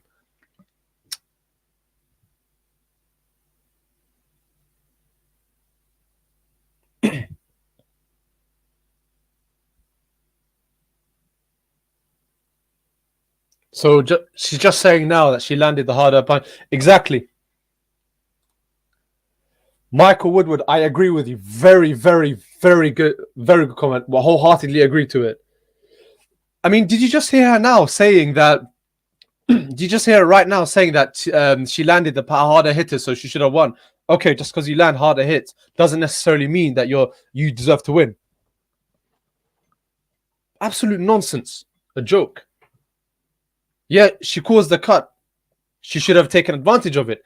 Landed more punches, landed more hits. How is this going on? Absolute.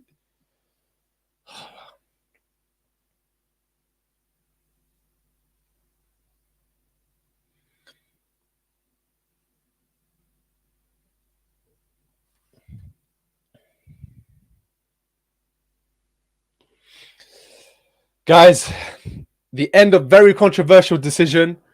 But if you're tuning in now, please don't forget to like, comment, subscribe down below.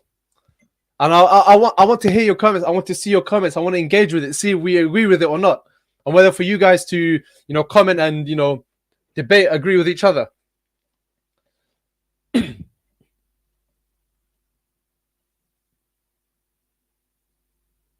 Fraser Clark, Mikaela Adams, and I think Johnny Nelson all agreed with me in that they said Maya probably edged it.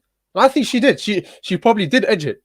Well, she did edge it, but exactly. Fraser Clark just saying right now, it edged the fight. Maya's edged the fight. I don't know why she's crying. For some reason, her face is annoying me when she's crying from happiness. Like she didn't deserve to win it.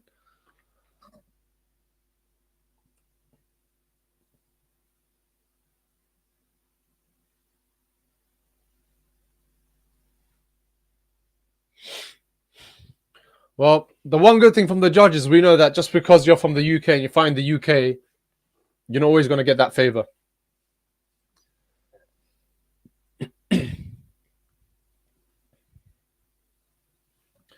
Johnny Nelson said the exact same thing as I just did. Exact same thing. I can't be wrong if you've got professionals, experts. Johnny Nelson said Baumgardner needed to win the last 2 rounds to just draw. Absolutely embarrassing. Thank you. He just said she shouldn't have won the fight. She shouldn't have won it.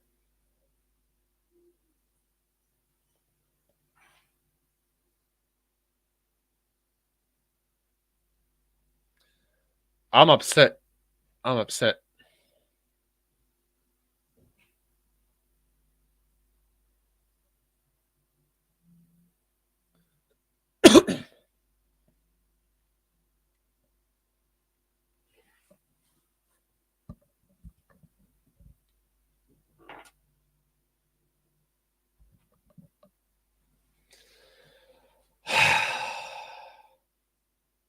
I'm peed off, man.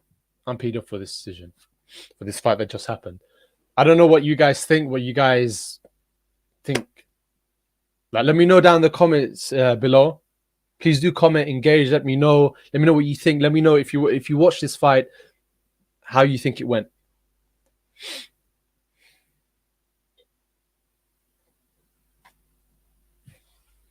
So now it'll be a few minutes before the Claressa Shields and Savannah Marshall. And it's interesting to know her name is pronounced as Claressa, not Clarissa, I think. I've been pronouncing it as Clarissa this whole time. So Claressa Shields, if you do watch this, I'm sorry.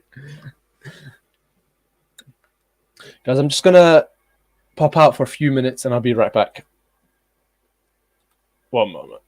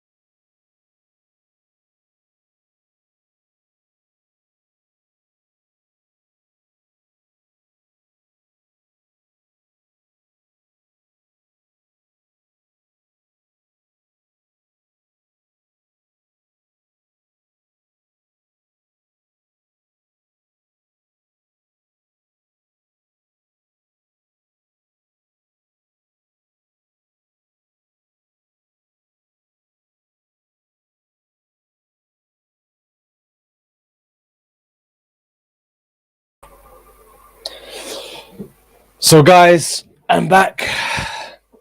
Shut my door quick.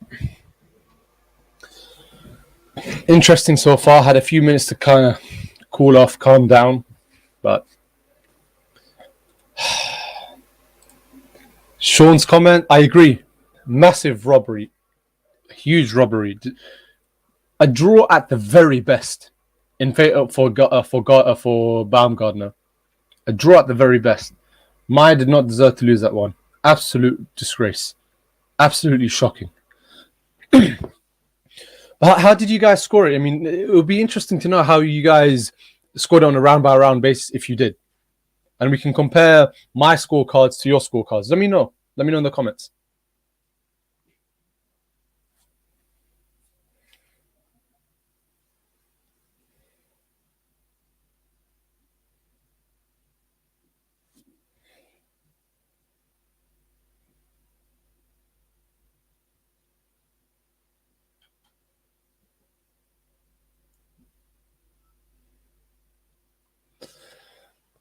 I think the fight, Claressa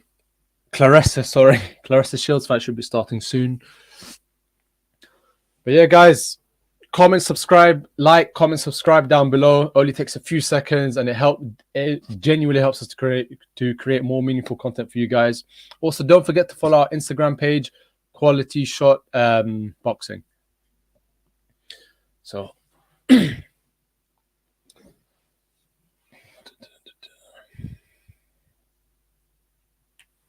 You know, I was just discussing this with Fazan earlier on in the live, that it's when these pauses and breaks happen, like it's just adverts now I'm seeing.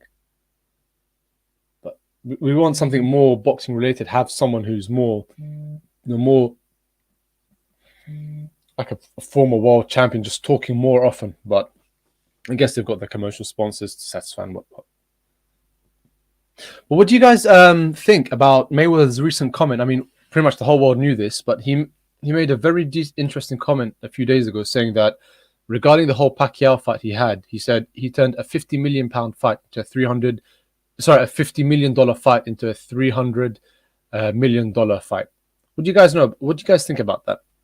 I mean, me personally, I mean, like I said, I knew it, but it's good to finally, and it's weird in that it's good to finally hear it coming from his mouth, him actually saying it. Yeah, you know, I just openly admitted to it. I mean, beforehand it was all the like the excuses coming up. Oh, he's ducking, he doesn't want it, he doesn't that. But it's interesting to know that he pretty much admitted it, you know, one way or the other, saying I wasn't in it for the money. I wanted to max out the money as much as possible. And to be honest, I don't blame him. I mean, anyone in any you know, any one of us in that position, I mean, would you rather get like 25 million, or would you rather get like 150 or 100, I think 190 million dollars? So it's interesting to see how that came out, and I think many boxers nowadays are following that Mayweather model, where they just try and max out the money. I mean, we see it all the time with fights being delayed, and with the whole Fury Joshua scenario, the whole Fury Joshua fight. And we hear with the Terence Crawford, and what's his name, Errol Spence Jr. fight. I think that fight has come perhaps a little too late. It'll be interesting to have known Errol Spence versus Crawford earlier on. And another key thing, key point rather, do you guys think that Eubank and Ben will be made in the future sometime soon? No. Late this year, if not early next year? What do you guys think?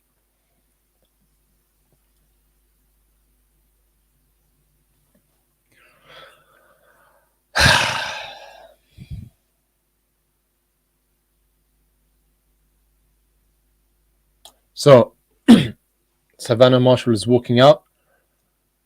Or she's walking through the tunnels now. I don't know, her face, she looks a little troubled or nervous, but I mean, I don't know if that's just a poker face. No, not poker face, but that's just her concentrated face. Who will win?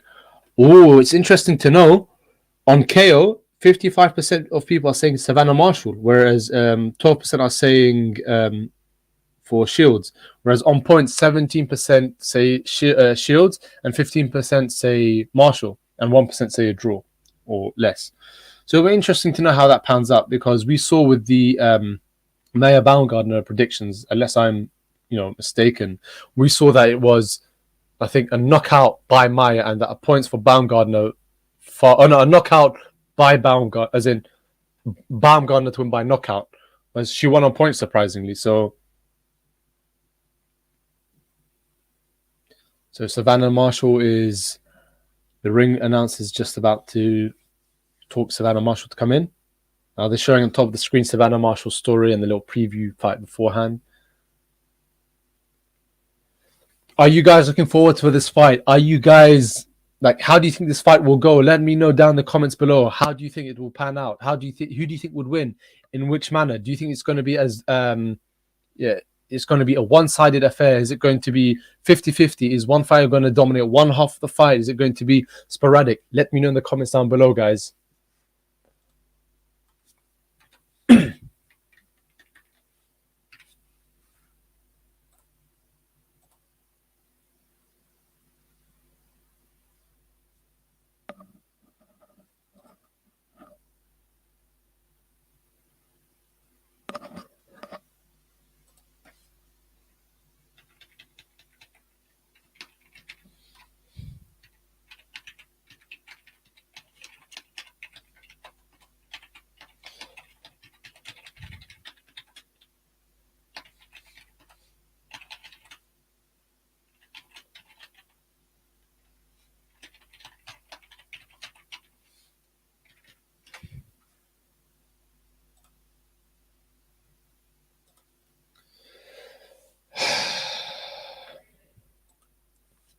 Marshall's coming out. She's about to come out now.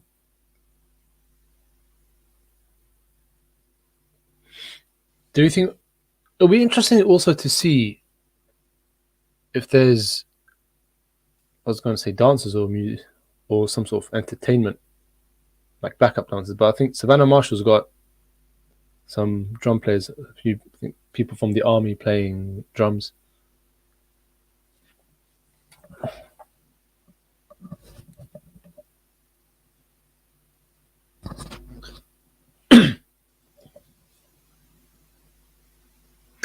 Yeah, they're playing the drums, and it's for me personally, playing like drums, just pure drums before the fight, as your so-called ring walk music.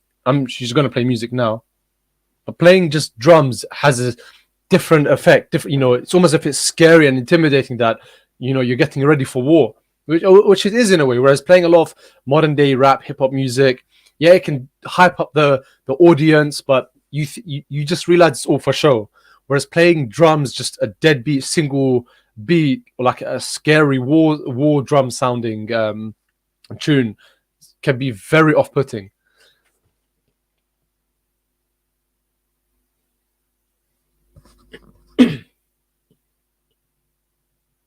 Manjaros. I think that's the name of a chicken shop brand I've seen in East London somewhere before. Credit to them. If it's the chicken shop, well done. Their food's pretty decent.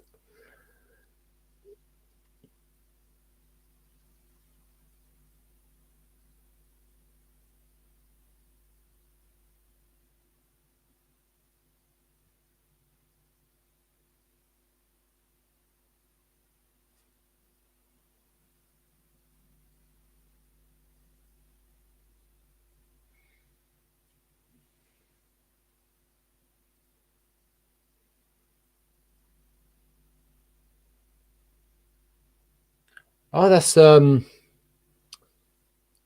Fury and Huey Fury.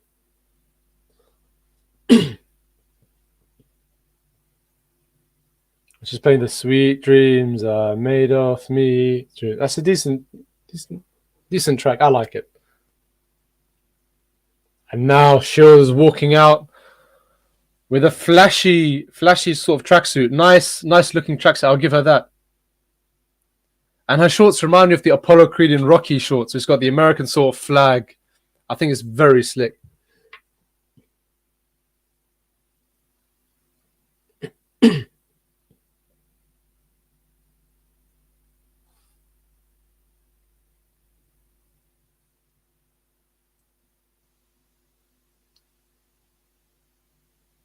Claressa Shields smiling. She looked so stern walking out, but now she's smiling. So this could be a sign of a good entertaining fight.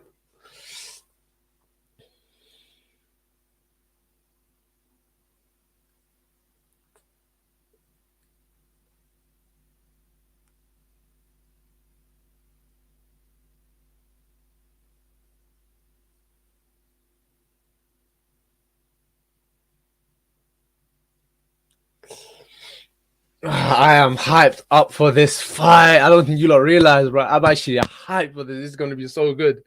I know I'm not showing. I'm just trying to contain my emotions.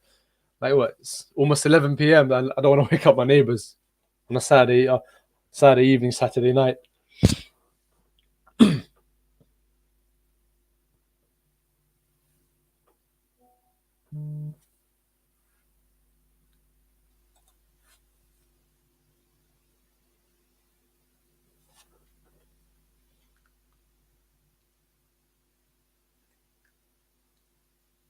The crowd's starting to boo Claressa Shields. Lee.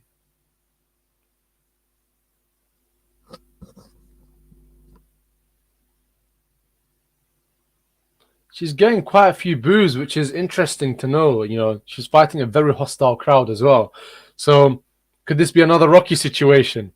I mean, when Rocky fought Drago in Rocky 4, I'm sure you guys have all seen it. He wore the American sort of branded shorts that Apollo Creed initially gave him and that they fought in their first fight. And he ended up winning over the crowd. Could this be another thing as well? You know, I know film fiction, could this fight, potentially bridge it? We're just a few moments away, guys. Just a few moments away. Yeah. I just went the Muhammad Ali thing. Champ is here. And I'm wearing the Muhammad Ali top. Champ is here. Champ is here. Champ is here. Dun, dun, dun. The champ is here. Dun, dun. The champ is here. The same clip, like you could say a remix of the Ali film.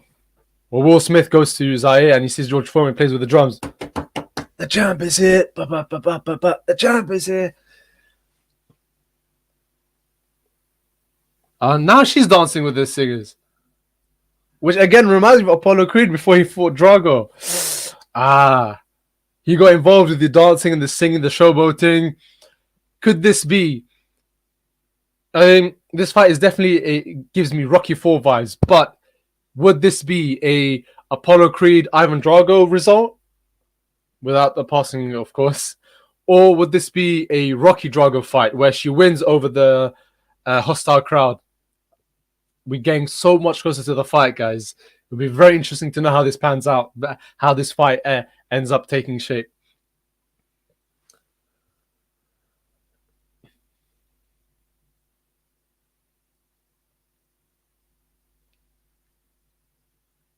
Oh, I think they almost barged into each other.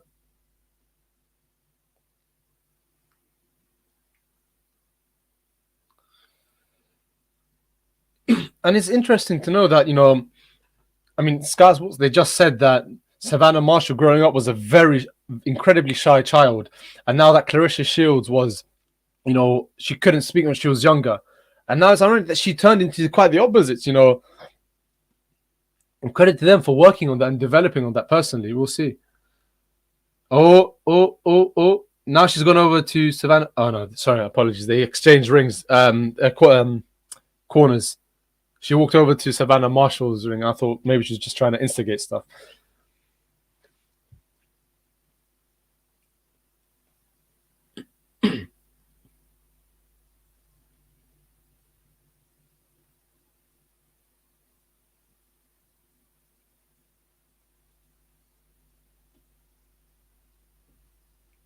Now they're playing the national anthem.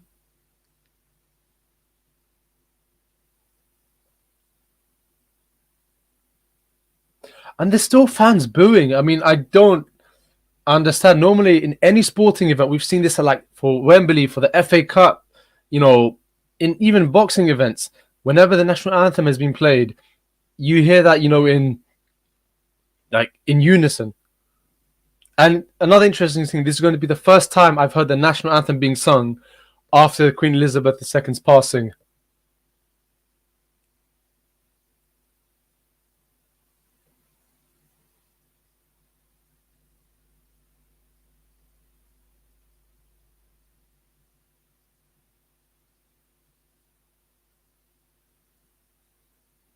Oh, they changed it now to God Save the King. I mean, we always knew it was going to happen, but it's just very ironic, very, surreal to hear changing the anthem from God Save the Queen to God Save the King.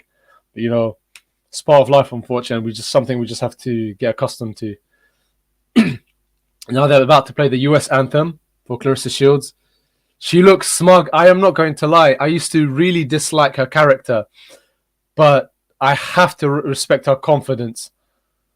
I think she's very confident. And, she can back it up. She's the world champion for a reason.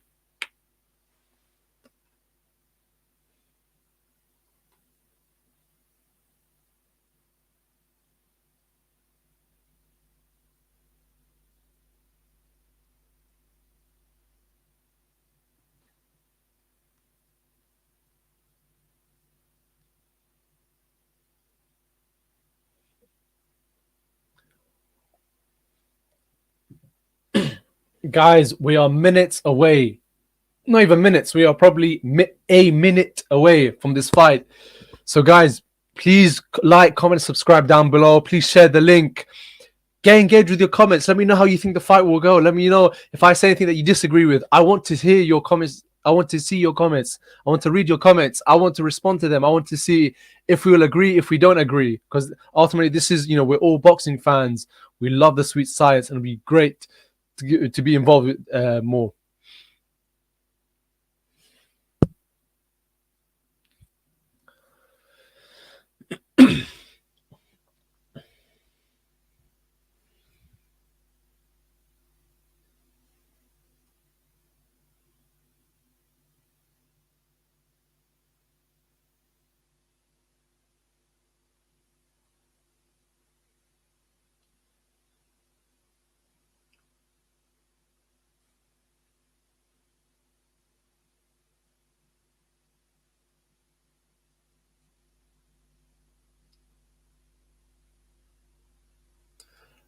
And I like Huey Fury's like jacket or jumper or top. It's very Fury-like, very flashy, very brand. And I just love the design of that. I've got one in my cupboard somewhere, like those kind of like flashy gold design sort of ones. The patterns, love it. Oh, 10 2-minute rounds.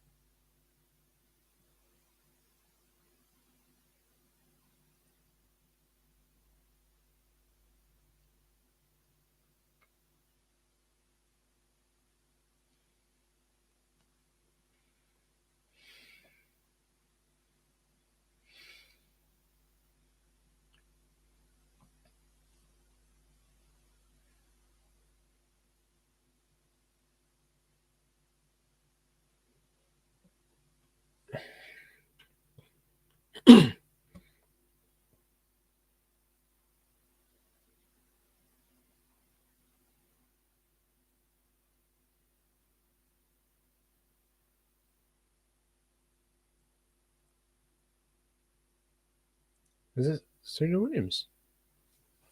I couldn't tell.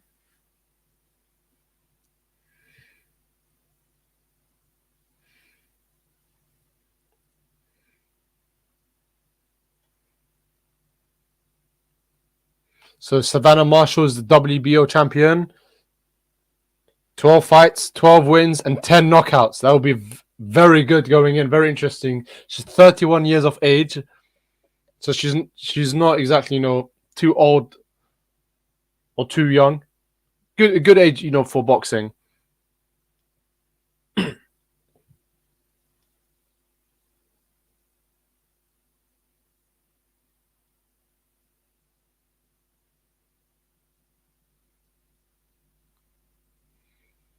Personally, though, for me, myself, Ricky Athens in the crowd.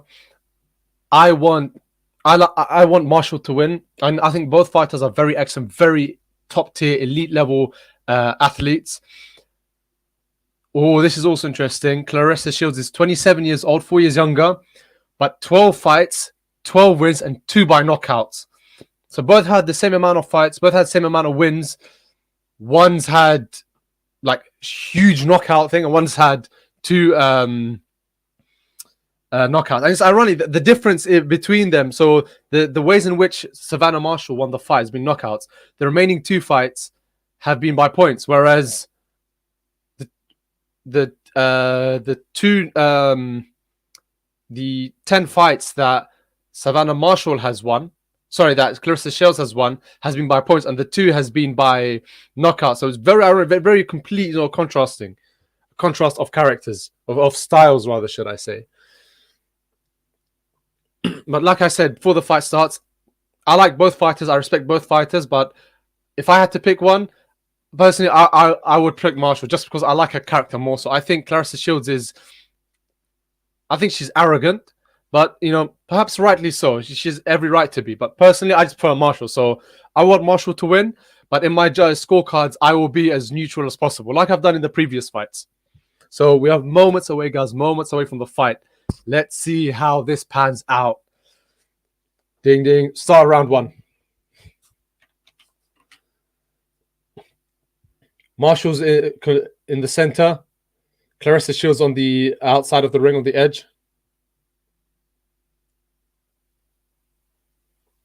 They're tied up.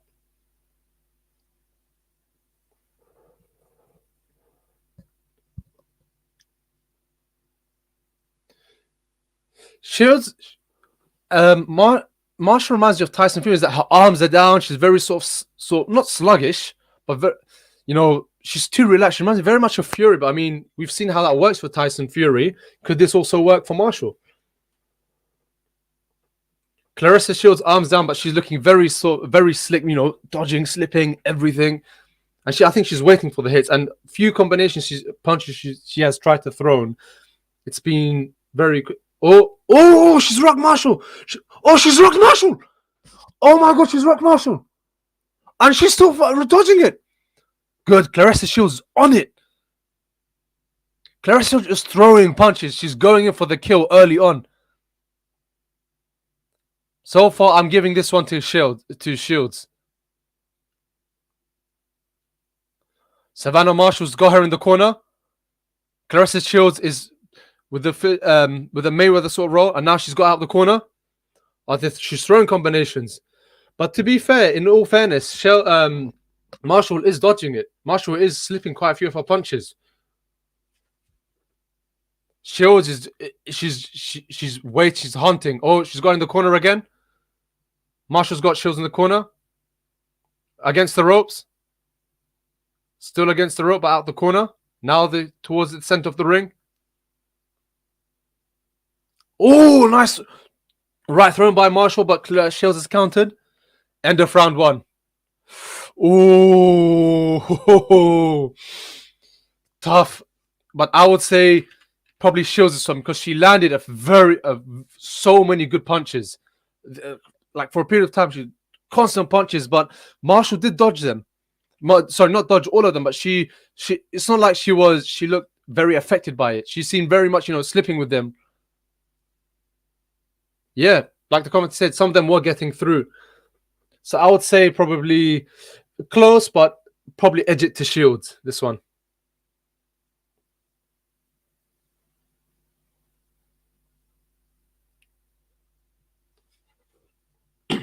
And they're playing Pop Smoke's Dior song. Guys, first round, I said beforehand, I had a feeling this fight's going to be electric and crazy. And so far, we've had that. So hopefully this carries on.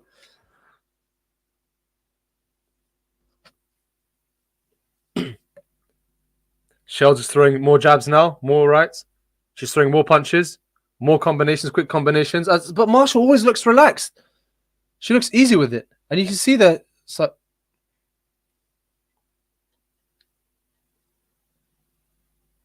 I agree. Very fast start with Shields. Nice right by Marshall. She pushed Shields back against the ropes. No.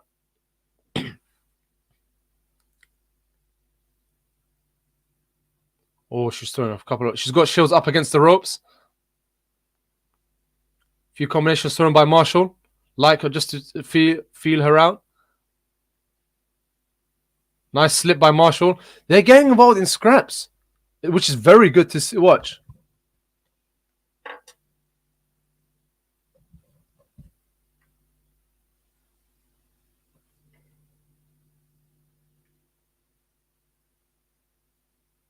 In the center of the ring now. Oh, nice few punches thrown by Shields, but I think Marshall's rolled with it and she slipped some of them. Right by Shields, up close. Very tight guard. Oh, Shields is throwing scrap. She's throwing. Oh, nice, another left hook thrown by Shields. Oh. The amazing thing about Marshall is that despite the powerful combinations that Shields is throwing, she's rolling with it. She's moving with it. Round 2. Tough. Swing round.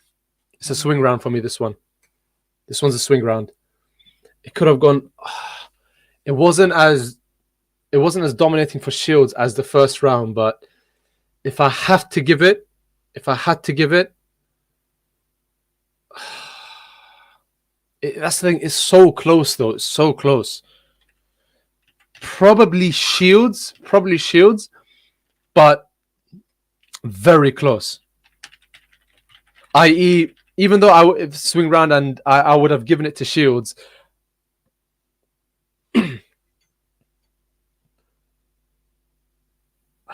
I mean, if the judges gave it to Marshall, again, I would not be surprised. So this is one of the swing rounds that it could have, then you go either way. Start of round 3, ladies and gentlemen. Marshall's in center, pushing Shields up against the ropes. Shields out of it. No.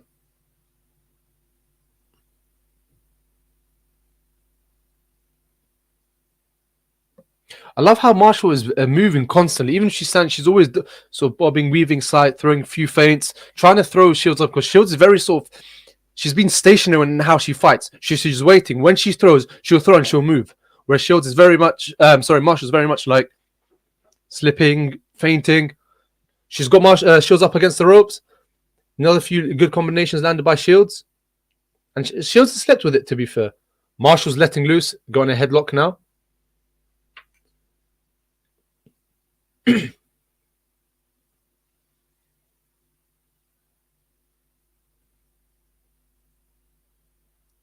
Oh, nice punches landed by Marshall.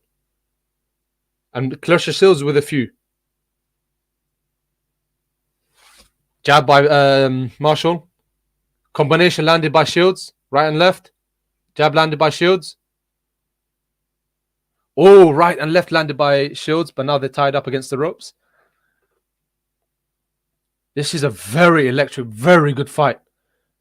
And Marshall is testing her with a few punches, but landing a few power shots. She's made her miss a few times, to be fair.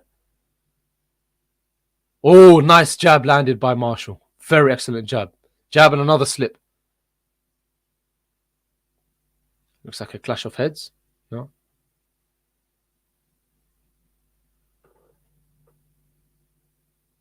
Nice slip and our left hook landed by Shields.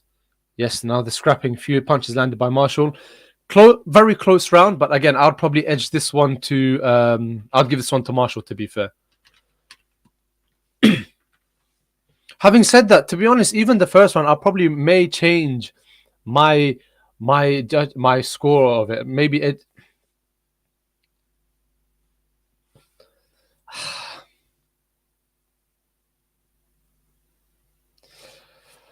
I don't know. Should I change the first round? Should I? No, I've already judged it, so I'll probably keep it that way. But again, to be honest, if the judges gave it to Marshall, I would not be surprised. Ordinarily, we've seen in the past, in recent fights, the first 2-3 rounds has been like a taster. 2-3 rounds, it's been a taste, or we've given it in, it's been more in a more... One fighter has probably edged the the 3 rounds in their favor. This is probably the toughest fight I've seen. So incredibly close. Start of round 4. Oh, Shields is coming, landing in a few good hits. So far, Shields is starting the stronger fighter. Few jabs by Marshall. They're locked up at the moment.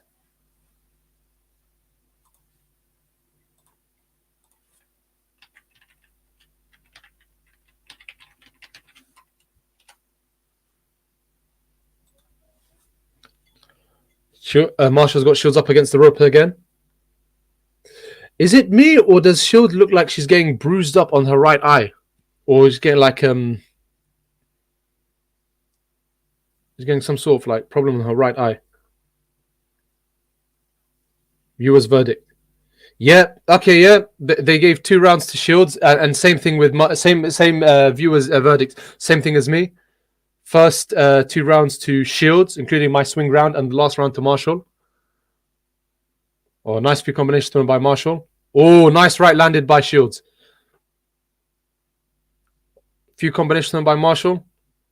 Made her miss. She's got in the corner. She's got her in the corner, backed up in the corner.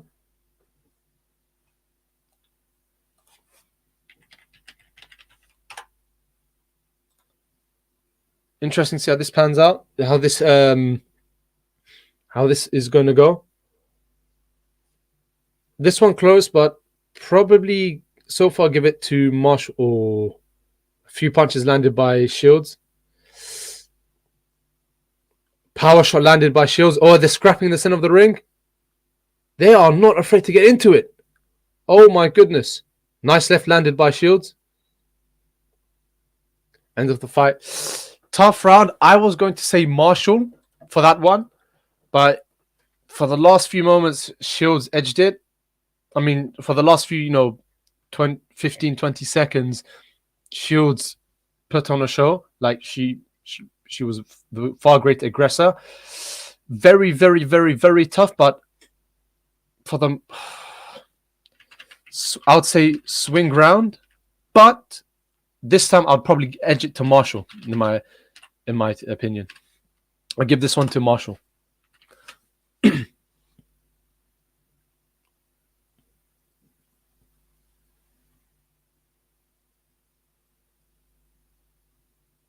Oh, so nice right across by Shields.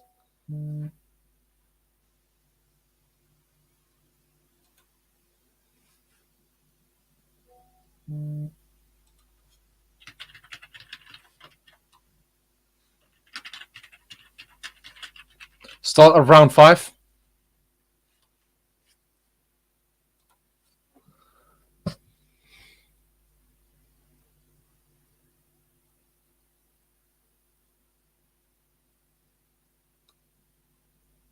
I think if we've seen any sort of knockout or potential, it's they're trading. She's got Shields up against the ropes again in the corner.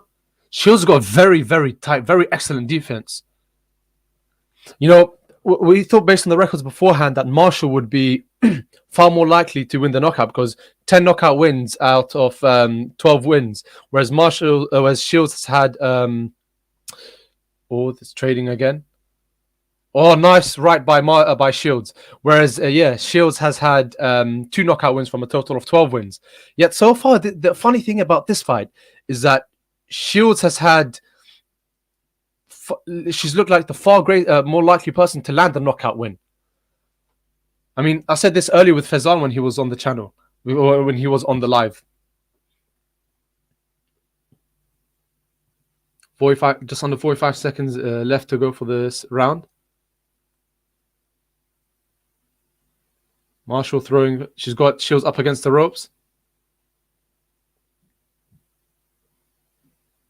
You think that Marshall's getting tired, but she's been like this for 4 rounds, and she doesn't seem like she's slowing down yet. Anyway, oh, nice power punch thrown by both women, by both fighters. Shields is going in for the kill. Oh my goodness, they are trading. They are not afraid. Oh my god, now they're tied up. Let's see how this few seconds left for the fight, for this round. Few punches landed. Very, very, very, very close round. But I would probably have to edge it to Shields in this one, just because she landed a few more great power punches.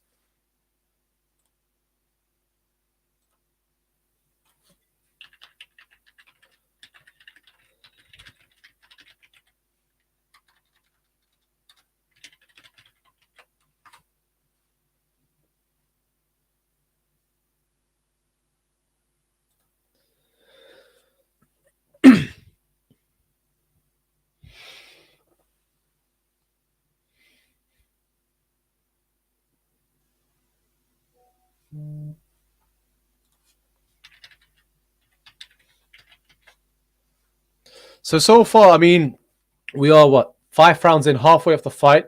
I've got Shields, Marshall, and Shields. I mean, so far 3 rounds, I would probably give it to Shields. I mean, there were 2 swing rounds, so start of round 6, by the way. Now they're trading. Guys, what do you think of the fight so far? If you're watching it, like and comment down below. Like and subscribe down below. Comment as well. I want to hear you guys' opinions. I want to read you guys' opinions. I want to see if I'm not the only one who's saying what I'm saying. There's other people who agree with me as well. Shields is throwing a few good combinations. Marshall just tried to throw an uppercut, but looked like it missed.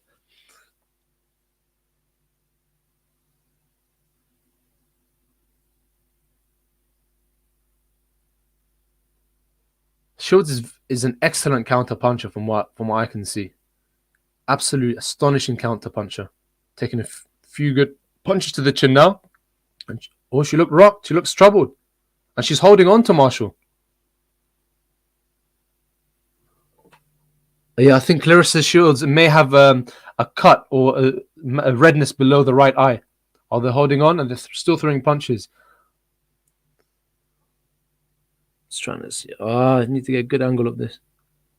Shields just threw a few wild punches but missed.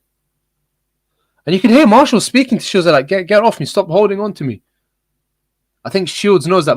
Ooh, nice left hook thrown by Shields. And Marshall took it like a champion. But boy, I know if I ever got hit with one of them, bro, it's like I'm going to sleep. I don't know how they can stand.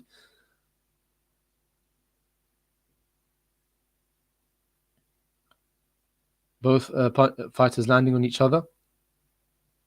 Right by Shields. Another right by Shields. Left by Shields. Another left but missed, wildly missed. End of the round. Ooh. You can't see. So far, you can't see any redness or swelling on Marshall's face, to be fair.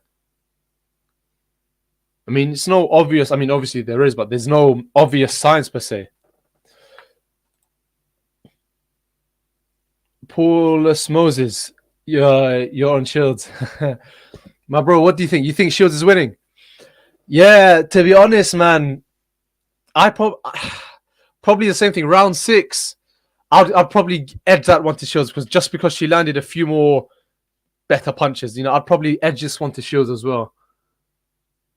I'd give this one to... Oh, you see just the slow down of the fight. I mean, even though I saw this fight, every single time I watch it in slow motion, it makes it's just more... It's like crazy. It's just crazy, man. So start off round 7. We are entering soon to be the championship rounds. Yeah, I think Shields has got a cut or more swelling on her right eye. So if Marshall, I mean, so far I've got Shields up winning by a few rounds by 1, 2, 3, 4 rounds to Marshall's 2. So if Marshall can keep on hitting the left with the left and hit Shields' right eye and open up that bruise, the swelling, and cause her a significant cut, it could spell an early night for her. Few powerful punches thrown by Shields.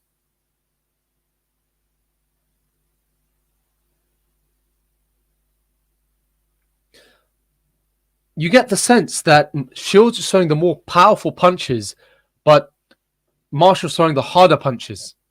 I mean, people know that, or I hope people know that power doesn't necessarily equal to strength. Power is how fast you can apply that strength.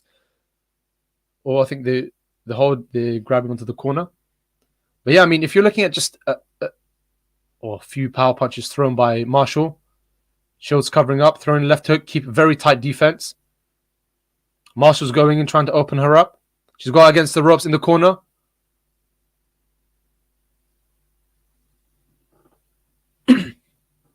Right, thrown by Marshall.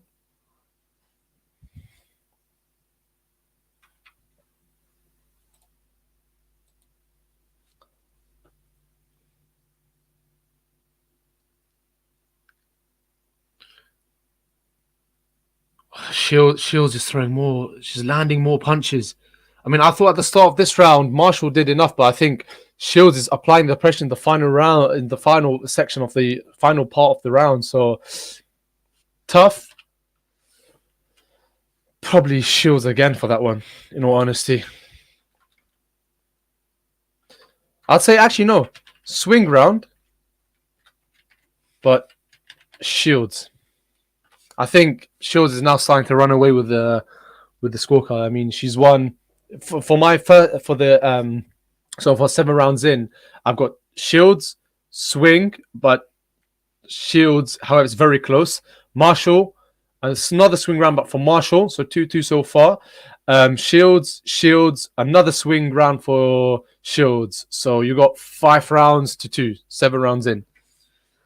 3 rounds left. I mean, could Marshall step it up? Who knows? We saw in the previous fight now with Baumgardner and Maya that, we thought that Baumgardner stepped it up, and we thought a draw at best, but end up the result being very controversial. Could this be another repeat? We have to wait and see. We're entering the championship rounds, so we've got 3 rounds left, guys. This is currently the start of round 8. They're trading in the middle of the ring. Tight defense. Now they're holding on to each other. Now Shields has got Marshall against the rope. Now Marshall's got Shields back against the ropes. Now they're holding again in the center of the ring. Tight defense, but they're letting it go. And when they let go for a few powerful hits, few powerful combinations.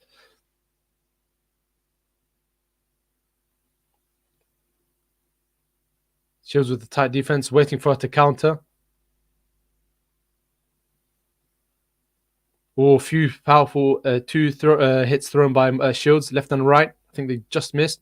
Left jab landed. Another left landed by Shields. They're holding each other in the center of the ring.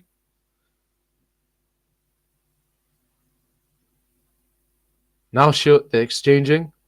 They're grabbing onto each other again. Less than 50 seconds of this round. Interesting fight so far. An electric fight so far. They're both very tired, but now they're starting to hold on to the fight. So as soon as something happens, as soon as I try to say it, they hold on to each other. Once again, Marshall's got Shields backed up against the rope in the corner, and now Shields is laughing at her, smiling at her, sticking her tongue out.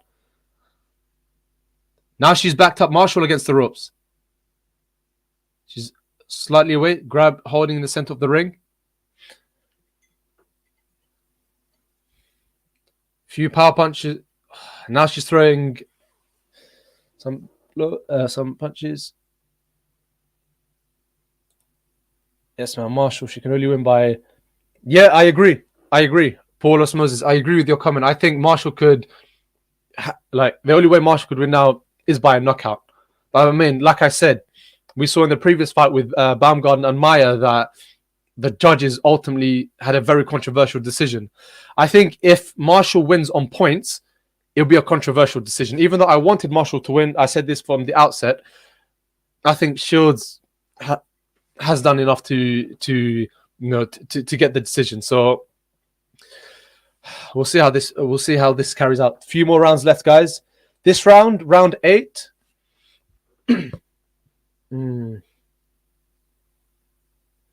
I don't know. I would say this is a swing round, but I would keep it as it is. I couldn't decide whether it's very much of a swing round. But guys, thank you guys for tuning in. Please don't forget to like, comment, subscribe down below. Let me know your comments. Let me know your opinions of the fight. Who you have winning? Do you think? I mean, so far I have Shields winning. Do you have Marshall winning? Do you have Shields winning as well? By how many rounds do you have Shields winning? By how many rounds do you have Marshall winning? Do you think this will go to the scorecards, or do you think it's going to end in a vicious knockout? But start of round 9. Oh, Marshall has got Shields backed up against the ropes. I mean, to be honest, they always say in boxing, and rightly so, you shouldn't be against the ropes. But I mean, we saw the rope-a-dope with Muhammad Ali and George Foreman. Maybe Shields is taking inspiration. Maybe Shields is trying to do that. I mean, so far, she's winning the fight. She's doing it. Yeah, so the viewer's verdict. Shields up by 2 rounds, interestingly. Marshall won the last 4 rounds. It's tough. I mean, the last 2 rounds, rounds 8 and 7, swing rounds, it could have gone either way. So, I'm not really going to argue or criticize that too much. But they do have Shields up winning. So I the same thing. But I'd probably edge it more towards Shields by about 2 rounds or so. So Marshall's got Shields up against the ropes. She's throwing 2 wild punches, but they've missed.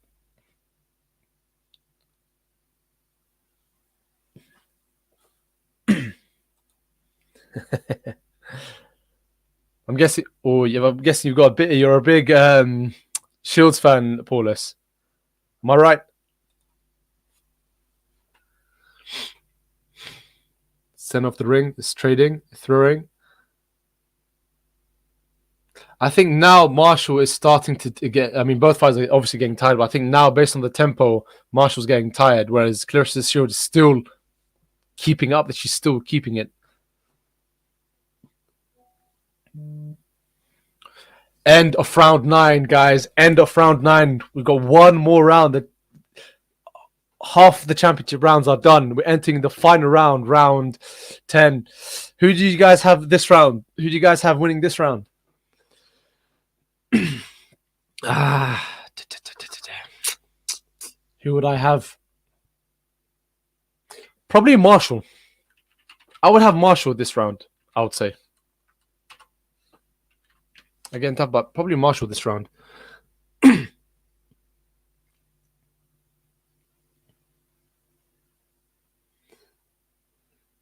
So many fans at the O2. The funny thing is, so many fans who go to these O2 sporting events like boxing, football, a lot of them just get lit, turned up, drunk or whatever. They just don't pay attention. They're just there for the atmosphere, for the vibes. I mean, that's, rocks your boat, so be it. But as long as we all keep it safe and everyone has a great and good time. To start off round 10. Stream's just bugging out slightly. Got the Wi-Fi fixed up recently. Round 10. Trading. She's back. Marshall's backing Shields up against the ropes. Corner, yes, she's got her up against the rope in the corner. Both tying each other up.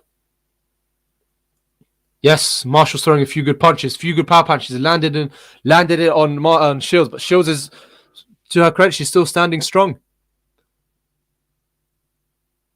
Now Shields has backed up Marshall against the ropes. She's landing a few lefts, but missed. Last one she's landed. In the center of the ring. Marshall left, right. 1-2. Now they're tying each other up again. They are both very tired. Absolute warriors, absolute soldiers. These guys do not give up at all. Yes, a few more power punches landed by Shields. Right and the left by Shields. Left by Marshall. Shields responds back with the right. Marshall throwing a 1-2 missing. Right. Shields throwing a right. They're tying each other up. Marshall Shields got Shields up against the rope. Tying each other up in the center of the ring once again. Shields throwing a few tester hits with to Marshall. Oh, they're both very tired, man. 20 seconds left. 17 seconds. 16. 15. Nice uppercut landed by Marshall. Another one, right uppercut landed by Marshall. Right thrown by both fighters. Right uppercut by Marshall. They're both trading now towards the corner. Less than 10 seconds. Right landed by Marshall. End of the fight. End of this fight. Fight has finished. Round 10 has finished. Tough. Very tough round. Tough for me to say. I'll say swing round as well. It'll be interesting to see how this fight pans out. I just want to tune in here, see what the judges say.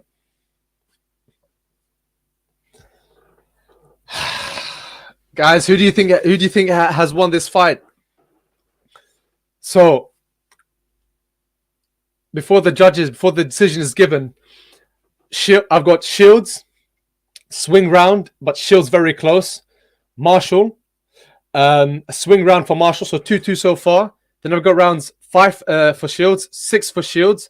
Round 7, a swing for Shields. So I've got Shields, swing Shields, Marshall, swing round Marshall, Shields, swing Shields, 5 for Shields, 2 for Marshall so far.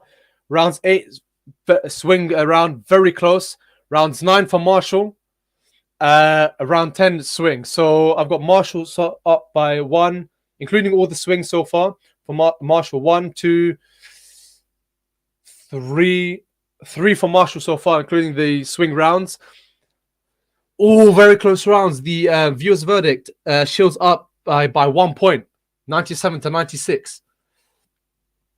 It is an incredibly close fight. I mean, there were 2 swing rounds I have that have been incredibly close. It could have gone either way. They were so close, I couldn't say who it would have gone to.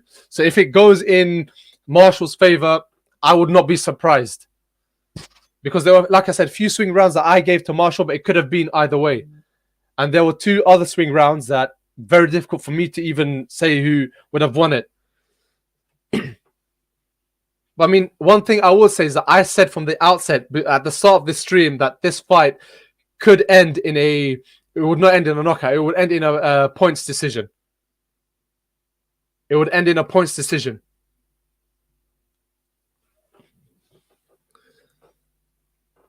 We're here to the judges' scorecard.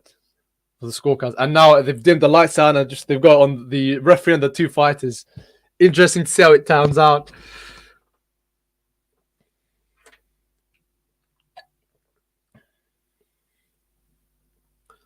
First judge, 96-94.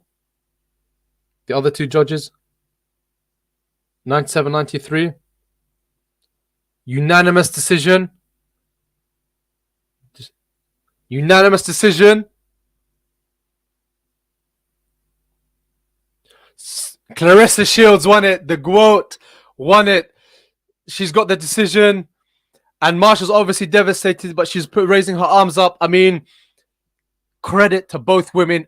Absolute monsters in the ring. Absolutely crazy decision.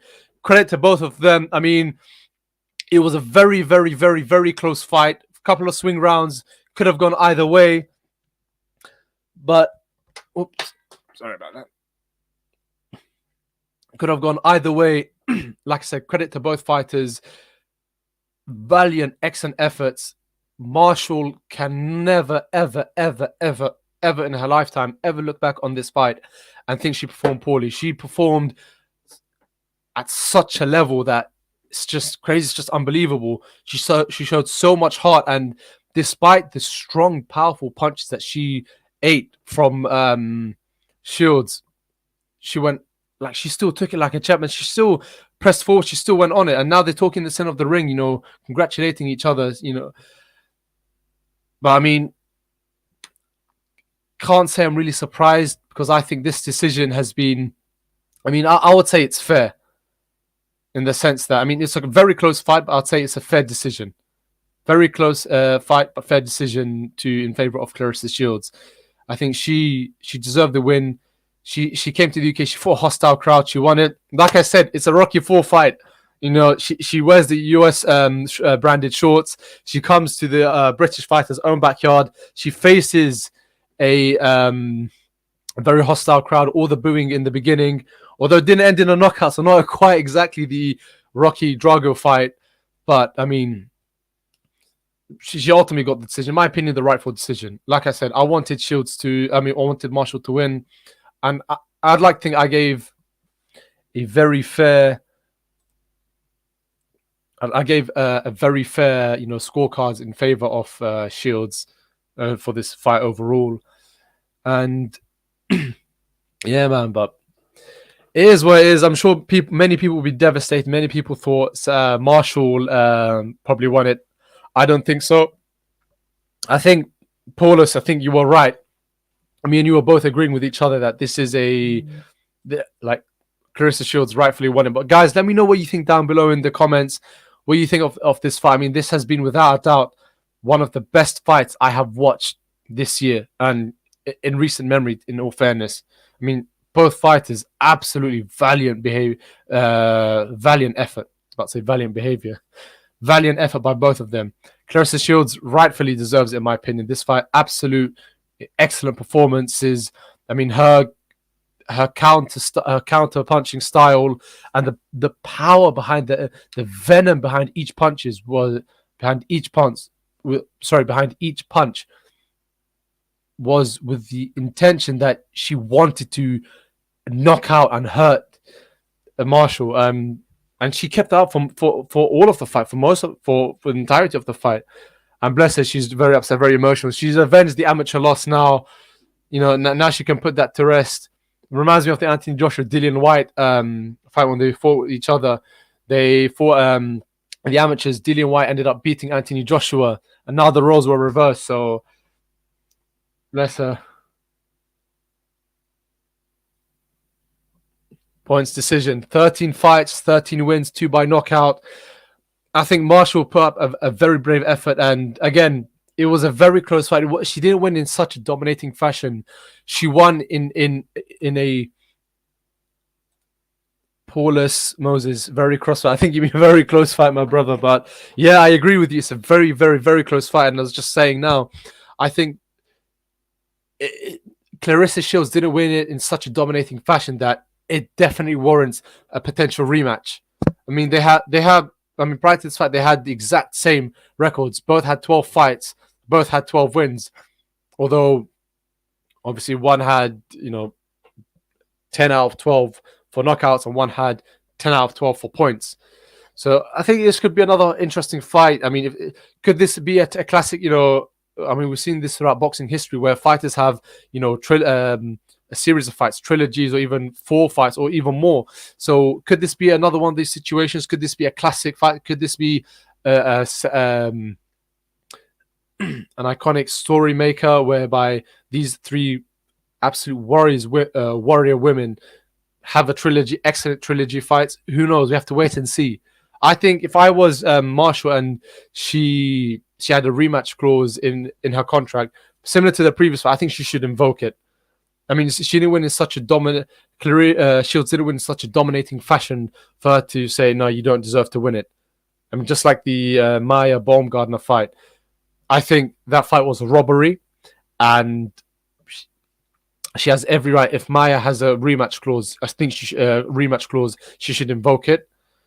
If Shields dominated Marshall, I would say, and even if Marshall wanted to invoke the rematch clause, then I would say she wouldn't deserve to. But this time, I think she deserves to. It's all right, Paulus. No, not to I understand. But I appreciate you for commenting, my man. I appreciate all of you guys for tuning in and watching. Currently we have 23 viewers. Like, it's an excellent turnout so far. Excellent, show so far.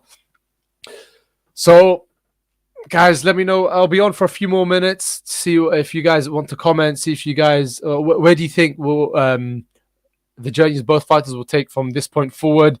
What do you think will happen? What do you think is next? I think, in my opinion, there should be a rematch and between these two, and obviously with their previous fights with Kozin and I forgot the other woman's name that Marshall knocked out. So I think this could be This could be a spell between all 4 women. It would be a very good sort of like saga between all of them. They're now interviewing both Marshall and Shields together. But yeah, guys, let me know what you think in the comments down below. What you think? How do you think the fight panned out? What your views on it were? Do you think who do you think won more rounds? Who do you think in what rounds did they win?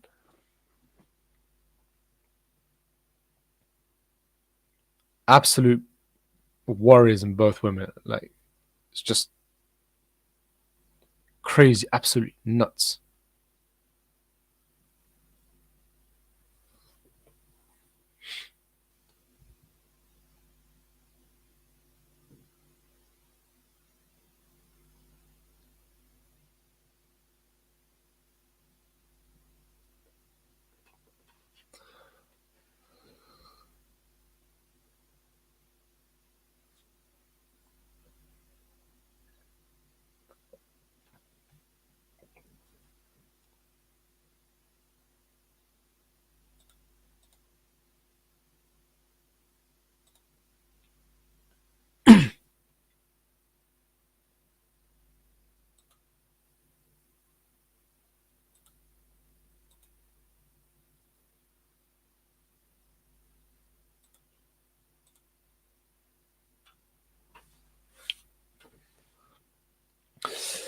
So yeah, ladies and gentlemen, that was the end of the fight.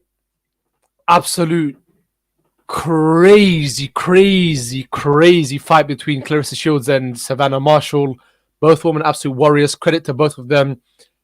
Savannah Marshall can never be upset. Absolute warrior. She needs to keep her head up. I think she should potentially get a rematch with Shields. It'll be interesting to see how it pans out. Could they fight in America? I think they should fight in America. One fight very close here. They should fight in America if it's close there. And Savannah Marshall gets the decision. Who knows? Who knows how this one could go? Who knows how this one could pan out? This saga between them. I think they should have a series of fights. I think one fight's not enough. I think it's unfair to not have another fight on this again.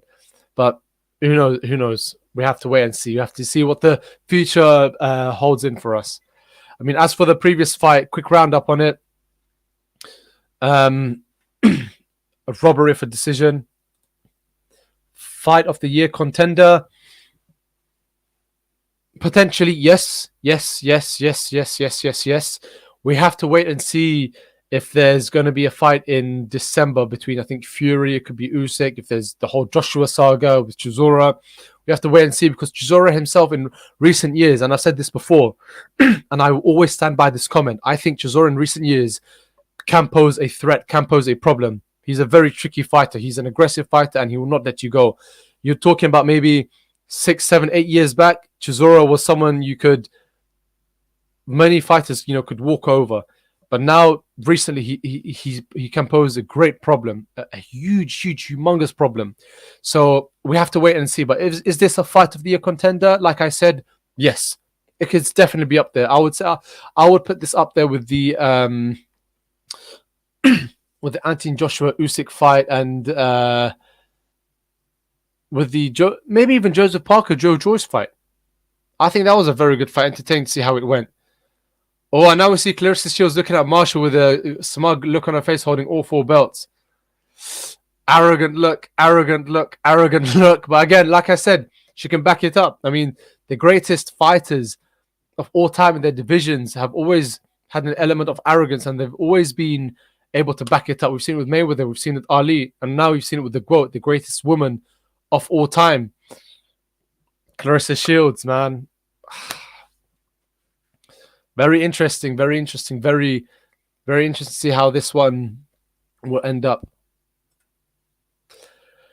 But yeah, guys, thank you so much for tuning in. I'm going to be heading off in a second because I'm going to need a short break. I'm getting a bit hungry as well. So I'll be tuning in about an hour or two for the Wilder Heleno Kambosos, Haney and Kambosos, and for the Wilder fights.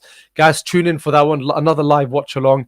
It'll be great to see how you guys comment and view on it. But thank you so much for tuning in. And please don't forget to like, comment, and subscribe down below. It only takes a few seconds, a quick click, comment if you want.